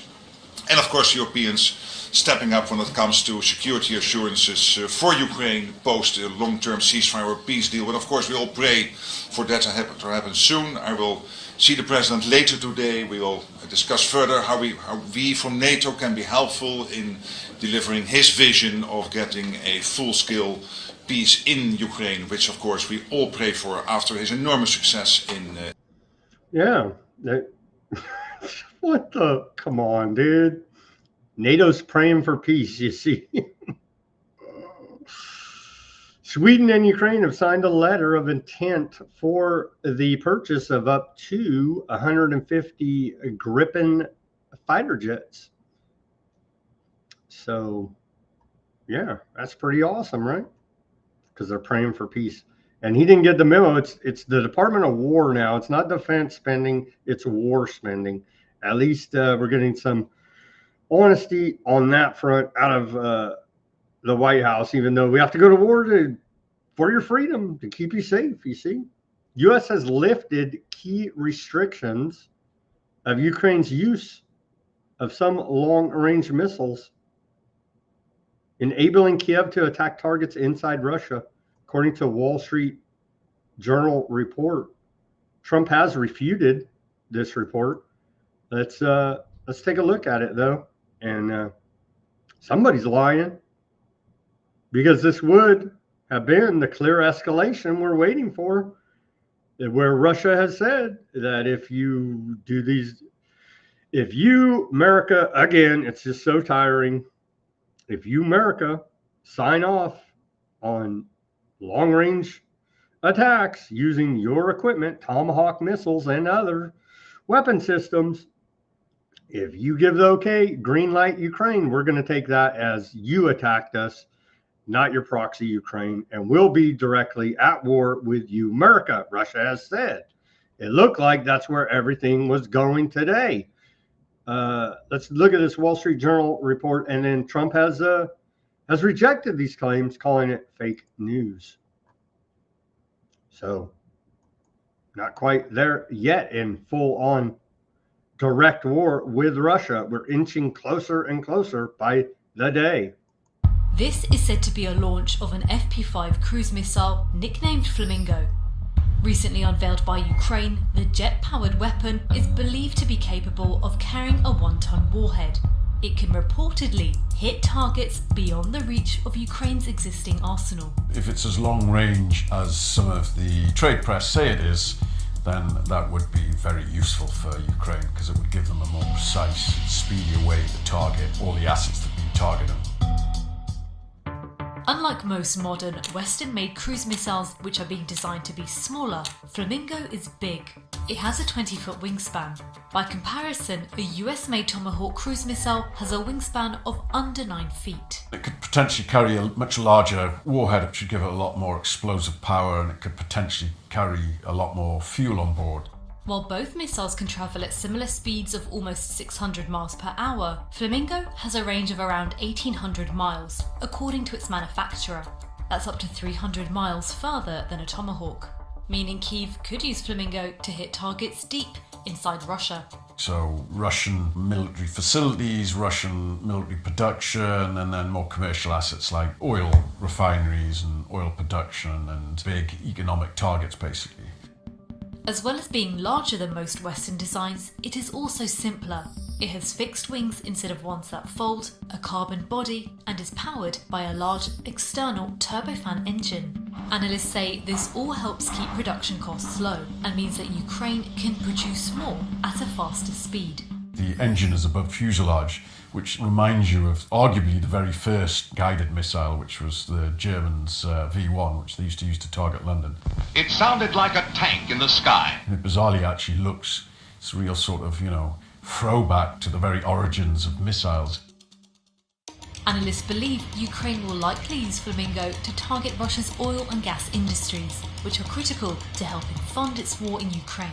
It's financing the war, which is why the West has always tried to target Russia's energy exports, and the US is now hitting India, for instance, with secondary sanctions as a result of this, in a way to hit Russia where it hurts. I've been very disappointed that India would be buying so much oil. Kyiv has already used long-range drones to successfully hit several refineries. According to estimates, drone attacks over the summer shut down facilities accounting for at least 17% of Russia's oil processing capacity. Their drone campaign's been very, very effective. In some areas it's led to rationing of fuel. I mean, it's particularly humiliating for Russia, which is one of the biggest energy suppliers in the world. However, experts say much of the damage so far has been repairable. But Flamingo's high payload could increase its impact. When we hear talk of, Ukrainian drones have taken out this in Russia, people think one drone sailed over there. It's likely that the area was bombarded with a lot of drones over a big period of time. A cruise missile is far more likely to hit the target because it's much faster, and because it is much more likely to have a larger warhead. It's just going to do a lot more damage. The fact that Flamingo is made in Ukraine offers additional benefits. While Kyiv already has a number of long-range weapons supplied by its allies, some come with restrictions on where they can be used, including ATACMS, a US-built ballistic missile. The Americans let them use ATACMS for a while, and I'm sure they were very helpful, but they would only let them fire them at certain ranges, and I'm not sure how many they gave, and apparently these have not been fired for a long time. So in terms of missiles, they've never really had that capacity. You know, this would give them that at last. So they don't have to go with the begging bowl to other countries, and they're not, you know, subject to another country's whims. By domestically producing its own cruise missiles, Ukraine is hoping to secure long-term deterrence and financial benefits. The Ukrainians want to make this a big industry in the post-war years. It wants this to be an engine of its economic growth. So that's another reason why they are really placing a lot of emphasis on this. While Flamingo can pack a punch, its sheer size makes it easy for Russian air defences to detect and hit. To combat this, experts say Ukraine may try sending multiple missiles at once. But that requires significant investment. The problem for Kyiv has been for some time that they don't have the money to produce it. So, for instance, they were really talking up their ability to produce a ballistic missile. And you know, when I talked to Ukrainians, they talked about another test, if not actual use, at the end of last year or the start of this year, and that hasn't gone to plan. And likewise, they've been looking to produce more missiles for some time. They do actually have other missiles. One's called the Neptune. It's also a cruise missile. And they say they just don't have the money to produce them. Experts warn that as a single weapon, Flamingo is unlikely to change the war on its own. The Storm Shadow was supposed to be a game changer. It's been very useful and very effective. Ukrainians love it, but it certainly wasn't a game changer. And then the F-16 was supposed to be something of a game changer, and it didn't really do that much at all. So there's not that much that can possibly be a game changer. Despite this, the manufacturer says it aims to produce around 200 Flamingos a month by October. But experts have concerns. As well as budget constraints, analysts warn Ukraine may struggle with a lack of available parts, particularly the turbofan engines. Ukrainian defence industry has been targeted a lot by the Russians. That's a problem. You've also got to bring things in across the border. And then, you know, the more you move things over longer distances, the more it's susceptible. So it's much harder. I'm sure they have manpower issues in terms of the actual manpower that they do have. Of course, many of them are in a military capacity now. Experts say Flamingo will help Ukraine become more self-sufficient, but warn it's unlikely to have an immediate impact on the battlefield, where Russian forces are pushing forward. It will have an effect in further putting pressure on Russia within Russia, Russian economic assets, the Russian defense industry. It will definitely put further pressure on them.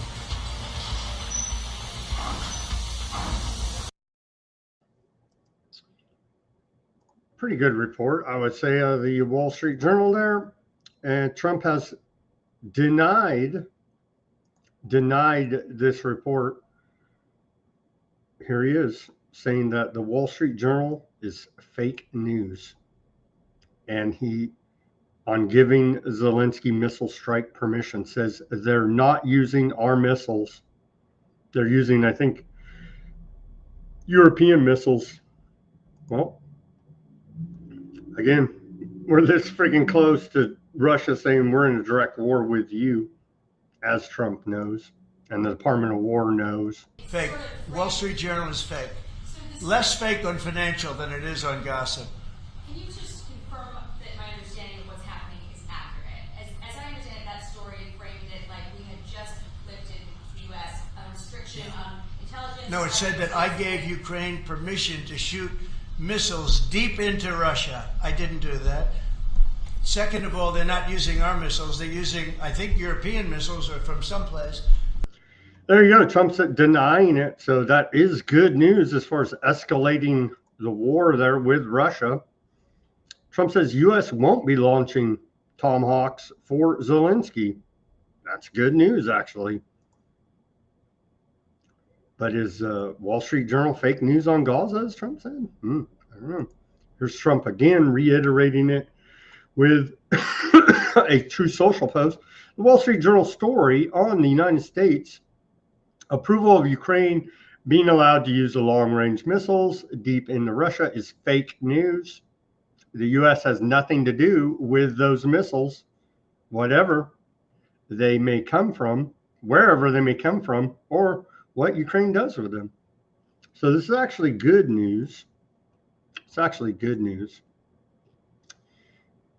This is all on the heels of Russia, the most evil place, led by the most evil man in the world, Vladimir Putin. Russia's military test launched intercontinental ballistic missiles and cruise missiles. That was today, and I think we have some video. Approximately, well, here's a map showing us. Yeah, they can go. The Yars International or Intercontinental Ballistic Missile can go an estimated 6,000 kilometers, 3,700 miles distance, with missiles max being 12,000 kilometers, 7,400 miles. Yeah, so they can go across a long distance here now. Russia's intercontinental ballistic missiles. And we haven't seen much of the Russian hypersonic missiles, the Orezhnik, have we here now? Russia launched Yars Intercontinental Ballistic Missile. Here is a video of said test today.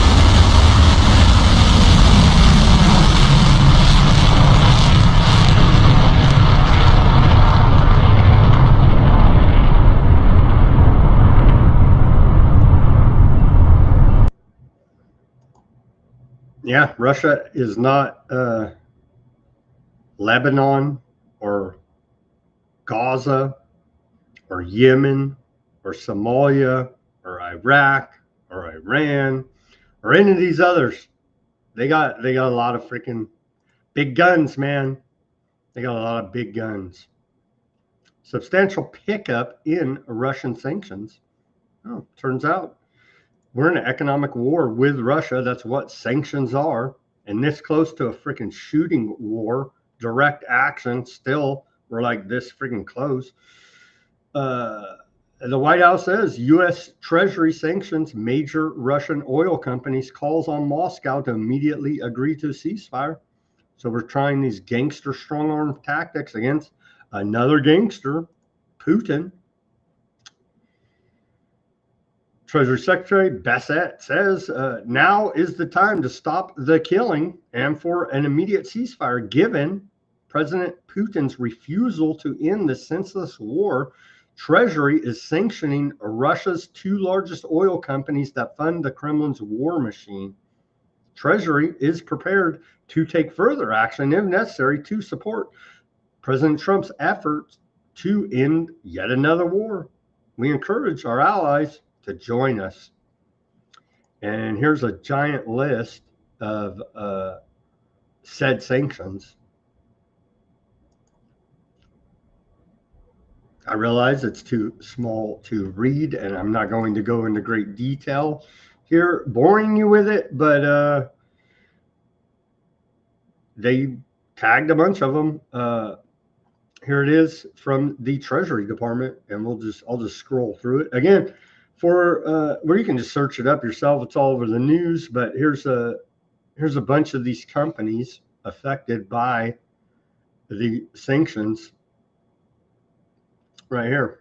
Russian oil companies. So a shot fired in the economic war against Russia directly by U.S. Treasury Department and the Trump administration. Here's Trump on said sanctions. today is a very big day in terms of what we're doing. Quickly, when I was first reading this news today, I was like, holy shit. I saw the Wall Street Journal report. Trump had not responded yet. And I saw the sanction. I was like, holy shit, we're in war with Russia, like straight up. And then Trump has walked this back, calling it fake news, as we covered here. But when I first was going through the news, I was like, holy shit, things that escalated. You know what I mean? Here's Trump on sanctions. Yeah, look, these are tremendous sanctions. These are very big. Those are against their two big oil companies. And we hope that they won't be on for long. We hope that the war will be settled. We just answered having to do with the various forms of missiles and everything else that we're looking at, but we don't think that's going to be necessary. We would like to see them just take the line that has been formed over quite a long period of time and go and let's go home. Last week they had almost 8,000 soldiers killed. Many Russians were killed last week. Many Ukrainians were killed last week. We think it's ridiculous and would like to have it end.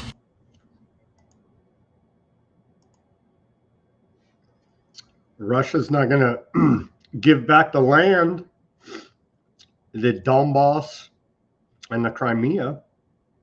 U.S. has not given up on Putin-Trump Budapest summit. But looks like there's not, we don't know when the meeting's going to be here now.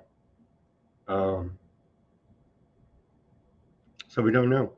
It's like up in the air right now. Aardvark Land is quietly assisting Taiwan in developing its, quote, T-Dome missile defense system modeled after the Iron Dome. Taiwan's defense minister said secretly have said to, now it's being reported, earlier in the year to have visited Aardvark Land to advance the project. The cooperation involves radar and missile technology transfers similar to Aardvark Land's LM-2084 Green Pine and Arrow 2 systems. So isn't that wonderful? But it didn't stop that. Whatever. It stopped all the Iranian missiles. The Iron Dome system. And we're going to have the Golden Dome here over America. So everybody is going to have these great missile defense systems that can't stop hypersonic missiles. Who cares? Throw a couple trillion and don't account for it at all. And a follow-up from the great Peter Duke and the Duke Report. He's cranking out content over there. So this is a follow-up from Denver's reference yesterday, the death of James Forrestal. Let's take a look from the Duke Report. Again, everybody go follow the Duke Report on Substack. Here's a explainer of the assassination of James Forrestal, as we were mentioning that yesterday, or Denver was. And so here's some further context on it.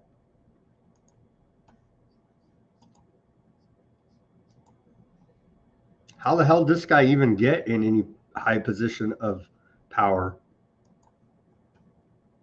To the very mysterious death of James Forrestal, who was America's first ever Secretary of Defense.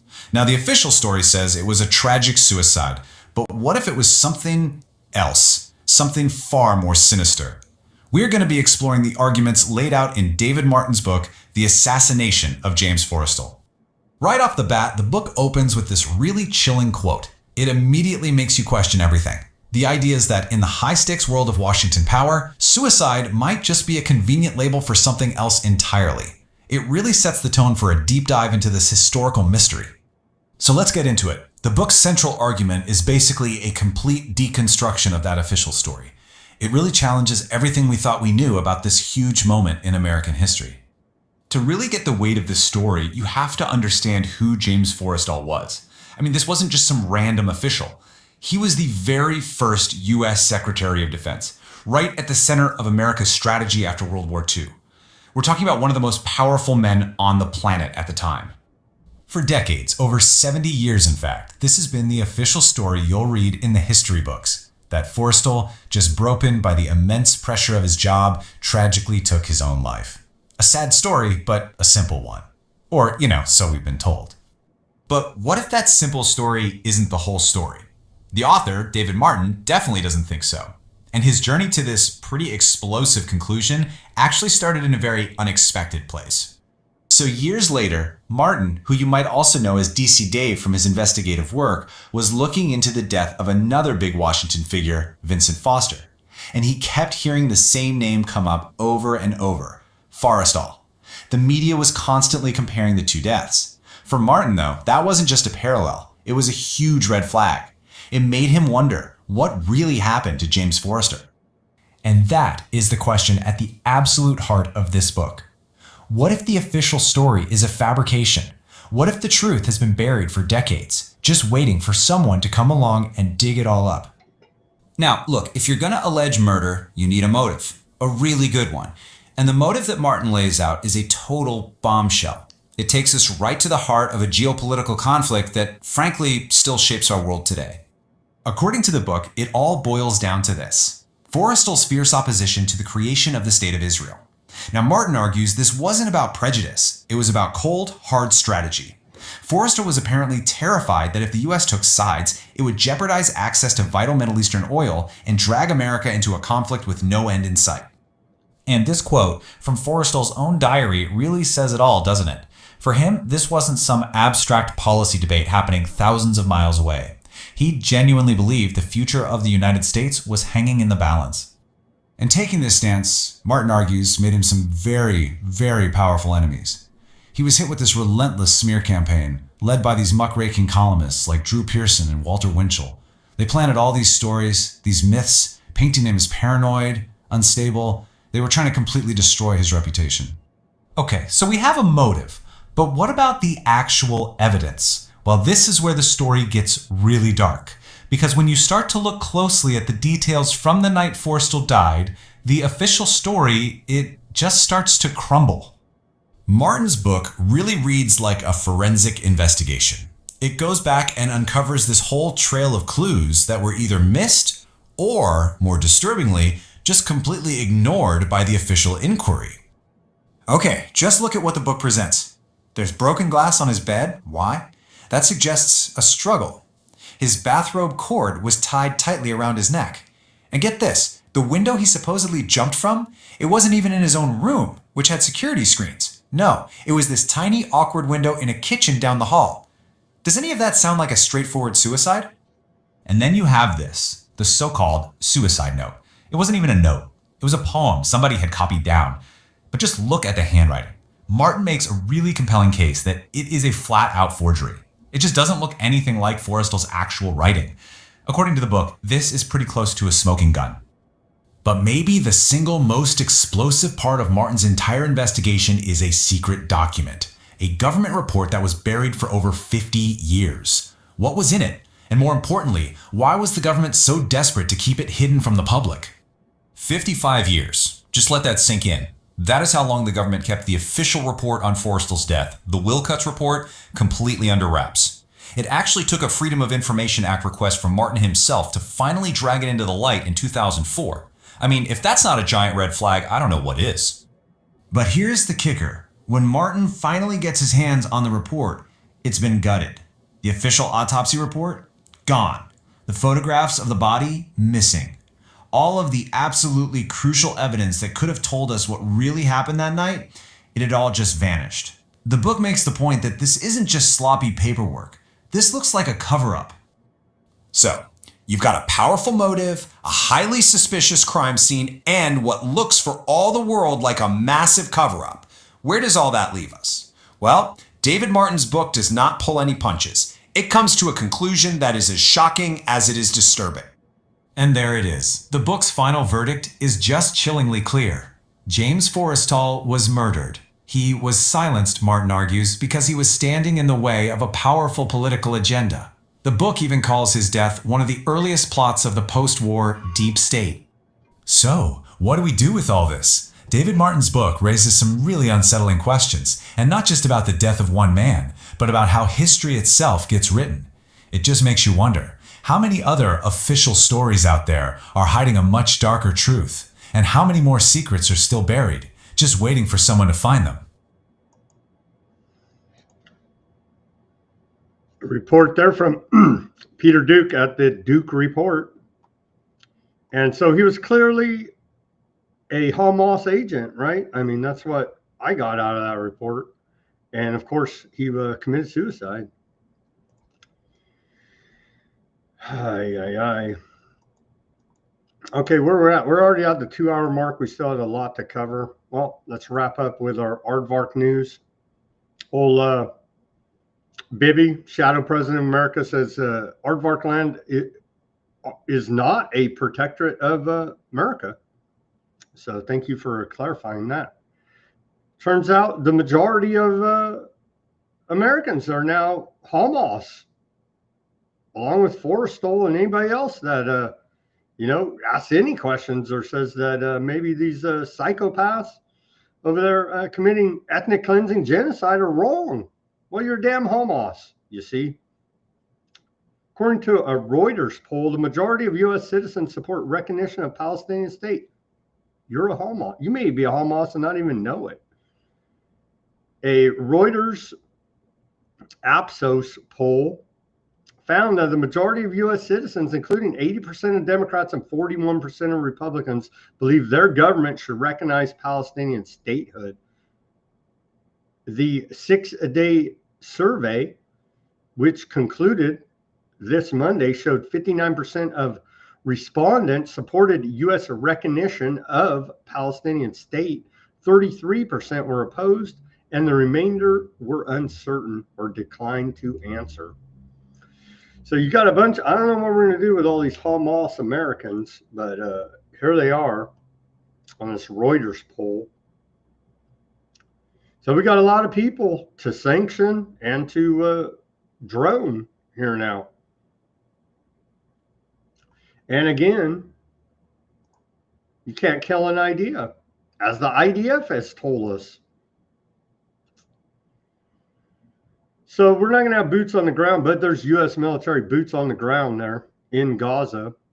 Washington establishes Military Civilian Coordination Center in Aardvark land to oversee Gaza. U.S. Central Command has inaugurated a new Military Civilian Coordination Center in Aardvark land, which it claims is intended to bolster stability in Gaza, i.e. U.S. boots on the ground.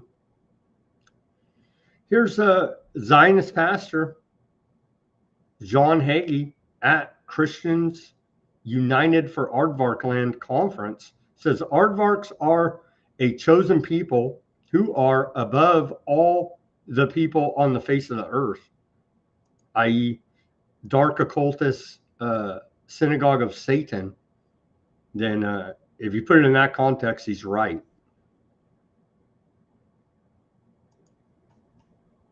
The Bible proves that the Jewish people are the most unique people on the face of the earth. They are a chosen people. They are a covenant people. They are a cherished people. They are the apple of God's eye.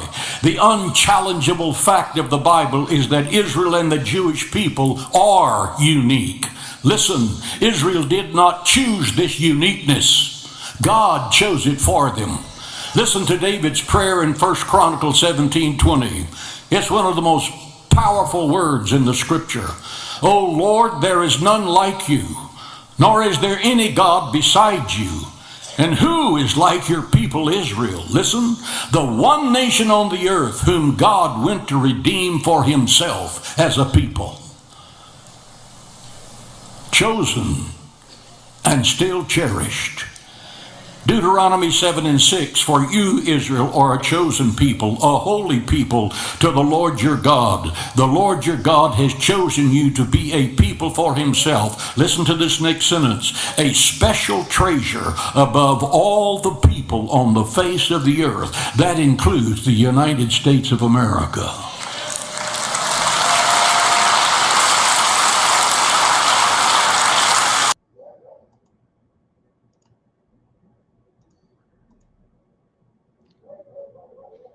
Here's Ted Cruz, senator out of Texas, at this same Aardvark rally. He says, those who hate Aardvark land hate America. Really? Senator Ted Cruz tells Christians United for Aardvark Land Conference, those who hate Aardvarks hate Christians. Cruz claims the U.S. only gives Aardvark land roughly $3 billion per year. Turns out U.S. has sent $23 billion to Aardvark land since October 7. Numbers are racist and antiseptic. Let's hear from this traitor, your conservative senator out of Texas, Ted Cruz. Maybe his dad did kill JFK. Those who hate Israel hate America.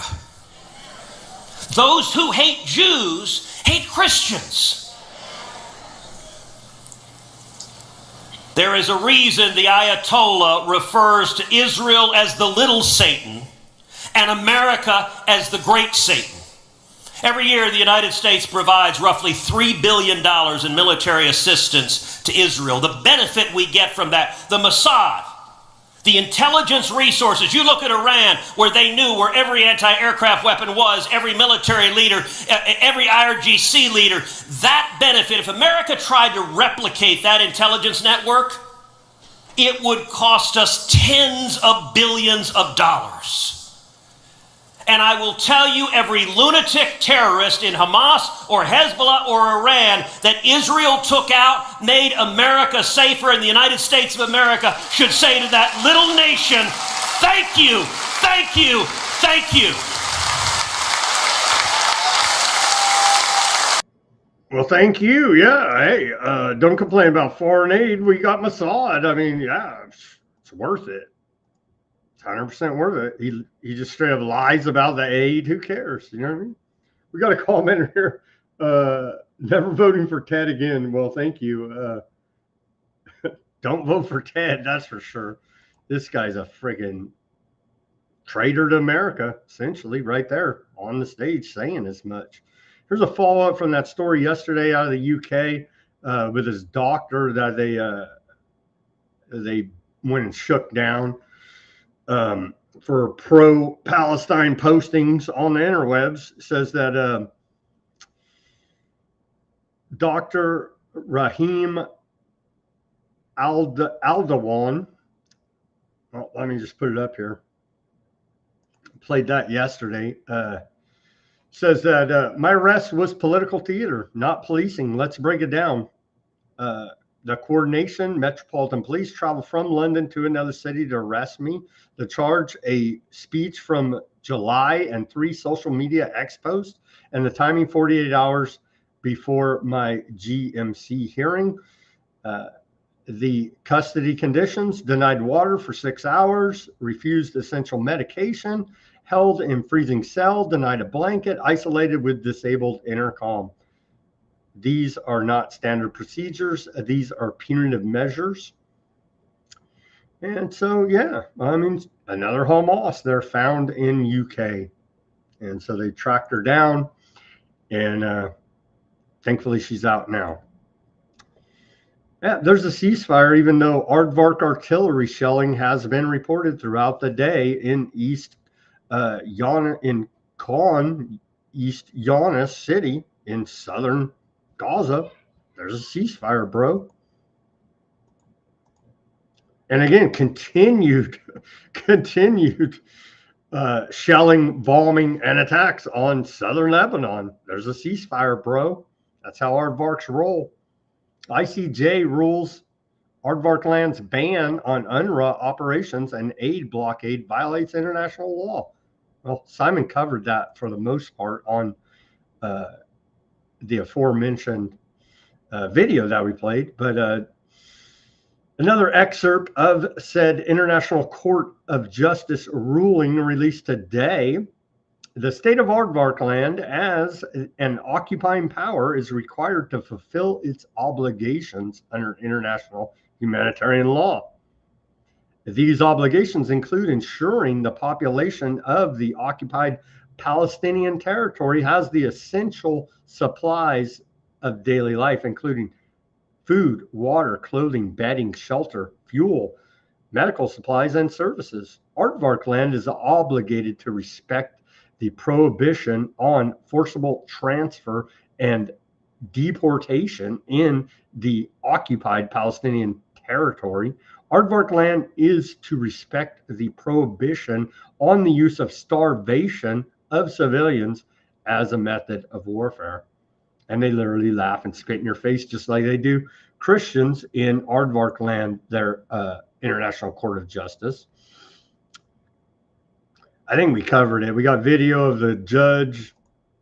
Hey, newsflash, they don't give a F about what you say. I guess there's international arrest warrants. It's reportedly causing Bibi to have to take a longer flight.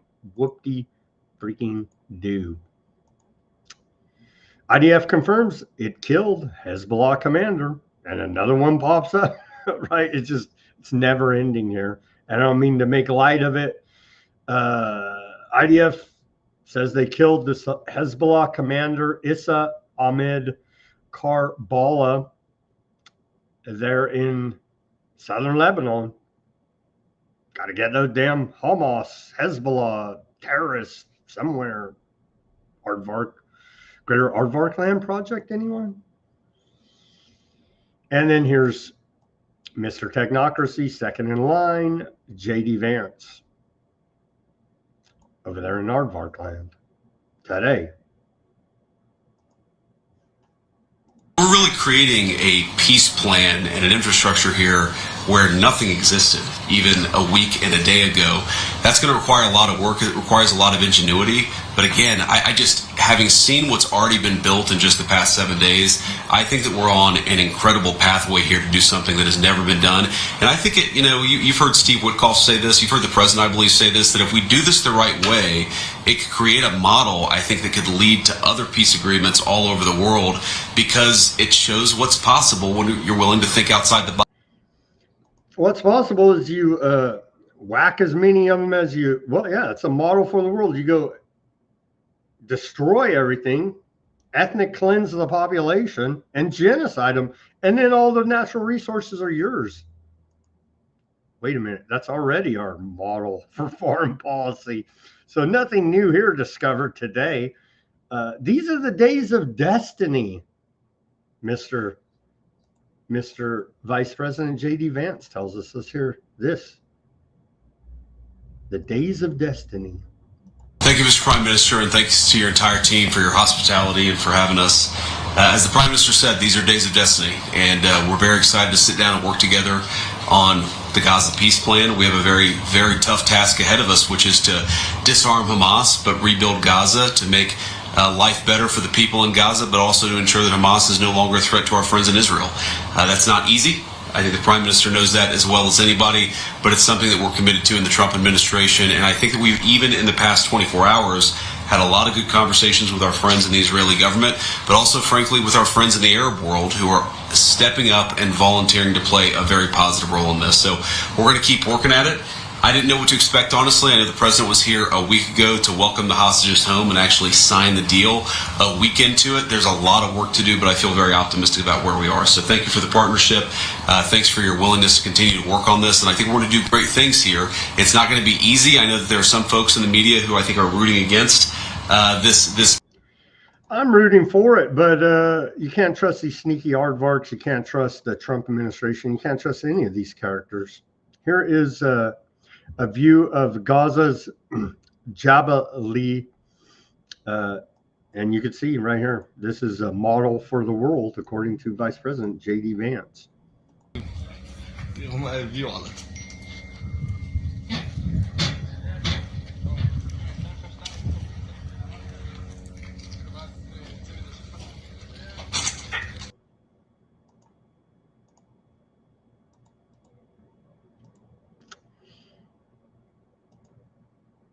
Here you go.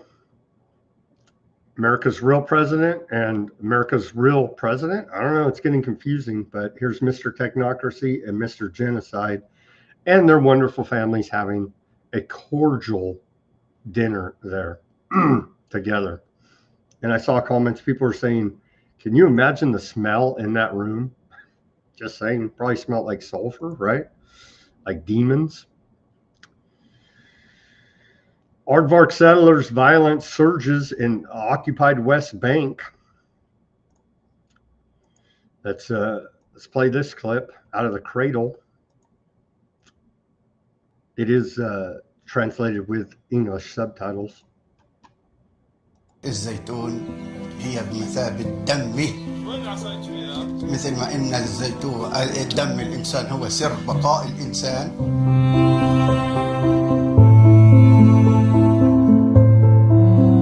وبقى طول عمرنا يعني نجد ونروح معتنيين في الأرض يعني ونمنعنا نروح ونيجي هلكت عليها ما بعرف. كثير من المستوطنين بيعملوا على طرد أصحاب الزيتون ومن ثم يقوموا بقطف الزيتون وأخذ الثمار إليهم. طول عمرنا يعني وإحنا أولاد صغار وإحنا نروح ونيجي وحافظين كل الفرع في الشجر هذاك جميعياتها وسنة سنة بنصل وبنجد وهذا والسنة ما عرفنا نجد ولا إشي يعني. رحنا نحاول مشان نصل على المنطقة هذيك ممنوع. الجيش والمستوطنين وأعداد يعني. أنا متواجد هنا اليوم إن شاء الله. Yeah, so as we continue to report, the ultra-Zionist psychopaths known as the settlers, roving bands of murderers, thieves, and killers, that's who these settlers are. Aardvark Land's Shin Bet chief erases West Bank from official vocabulary. In a notable political move, the new head of Aardvark Land's Internal Security Service, Shin Bet, David Zeni, has instructed agency personnel to stop using the term West Bank in official communications and reports, and to use only the biblical terms Judea and Samaria. So nothing like having religious zealots, religious radicals over there in charge of the military, whose whole point of being is to bring about the Aardvark Messiah apocalypse and end times.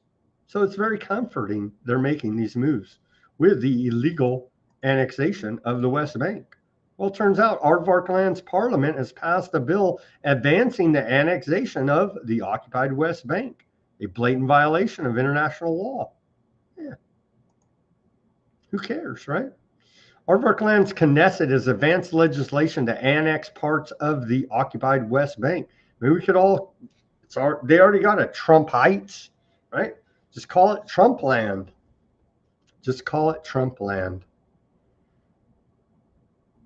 The bill, which passed 25-24, despite Aardvark Land Prime Minister Bibi Netanyahu's opposition, marks an official step toward annexation and would effectively end prospects for a future Palestinian state. Don't be a Hamas. And that's all we got for today on this Wednesday edition of Weaponized News. So what did we learn? We learned we're not directly at war with Russia just quite yet. We're still this freaking close. We got a new generation of war propagandists posing as right-wing patriots to report on Pentagon war crimes. And so that's always, and we learned from Ted Cruz that we need to praise military aid given to aardvarks for ethnic cleansing genocide programs because we get intelligence from Mossad. So all in all, a good day. Oh yeah, and we passed the threshold of $38 trillion in national debt officially. Thankfully, we're celebrating day 22 of the government shutdown. With that, we're going to wrap up this Wednesday edition of Weaponized News. Let me go to the channels quickly here. Over to the Odysee. We have quite a few. We had Bob Gurr. Circle back, Gurr. I even played Raggedy Ann for you there. Yeah, I'm sorry. There's too much news today. I still do have silent weapons for quiet war sitting on my plate over here to do the dive on. Hopefully tomorrow we can get to it. I'm just going to do it tomorrow and cut out some news to take another look at that, as I do believe it is a key document in Technocracy. PCR test is fraudulent. It does not diagnose any disease. There you go, John, listening to the maker of it again. Let's see. The Golden Dome nonsense is a ruse that will bring in Skynet. Indeed, as everything's a ruse, cover stories to bring in the real agenda, which is one world government tyranny from your nationalistic President Trump, as MAGA cheers it on. I hate Hagee and his aardvark supremacists. They're psychopaths. Yeah, I agree there. I agree, indeed. Either way, they're Satanists. Let's see. I keep telling you, Sam, Trump is just another lying aardvark. He comes from a crypto family, and according to his daughter, Trump officially converted in 2017. Did he convert from Freemasonry to aardvarkism? I don't know. Either way, it's all Satanist. Yeah, either way, it's dark occultist. However you want to slice it, whatever flavor of dark occult Satanism that they're practicing, doesn't really even matter. They're evil. They are evil and have a special place in hell resigned for them. Thank you, John, Gurr, Fat Bob, and others on the Odysee comments there. Over to the Bitchute. Thank you for tuning in on Bitchute. Appreciate it very much. The Rumble. Sorry, we were not able to integrate, but we were able to stream. So we had Snarky, Chloe, Denver. Who else? Denver on multiple platforms. Thank you, Denver, for keeping that chat lively on the Rumble and the YouTube. Why is Trump and his admin not being dragged out of office to face court-martial or trial at The Hague? Well, I think we answered our own question. The government is a crime syndicate, and they're all in on it. Tim Pool used to be good, Chloe says. Maybe during Occupy Wall Street. I don't know, but now he's a 100% bona fide government shill war propagandist. So I would not expect any honest reporting, especially regarding national security matters, coming out of those aforementioned new generation of State Department journalists. Karen there, shout out to Karen. Everybody enjoyed John Hagee there. I'm glad to have brought you his talk about how aardvarks are good and you're not. Thank you guys for tuning in on the Rumble as always and keeping that chat lively. The YouTube chat lively as well. Who do we have? Deaf Tears.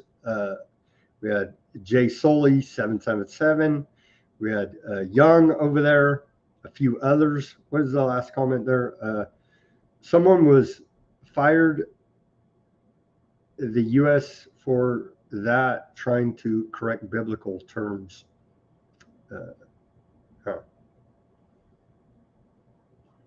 Well, it's out of the Schofield Bible, you see, is what these Zionists are basing their religious ideology off of, which is a total fraud from aardvarks, which is in large part informing evangelical Christian Zionists in America and around the world to have a false doctrine.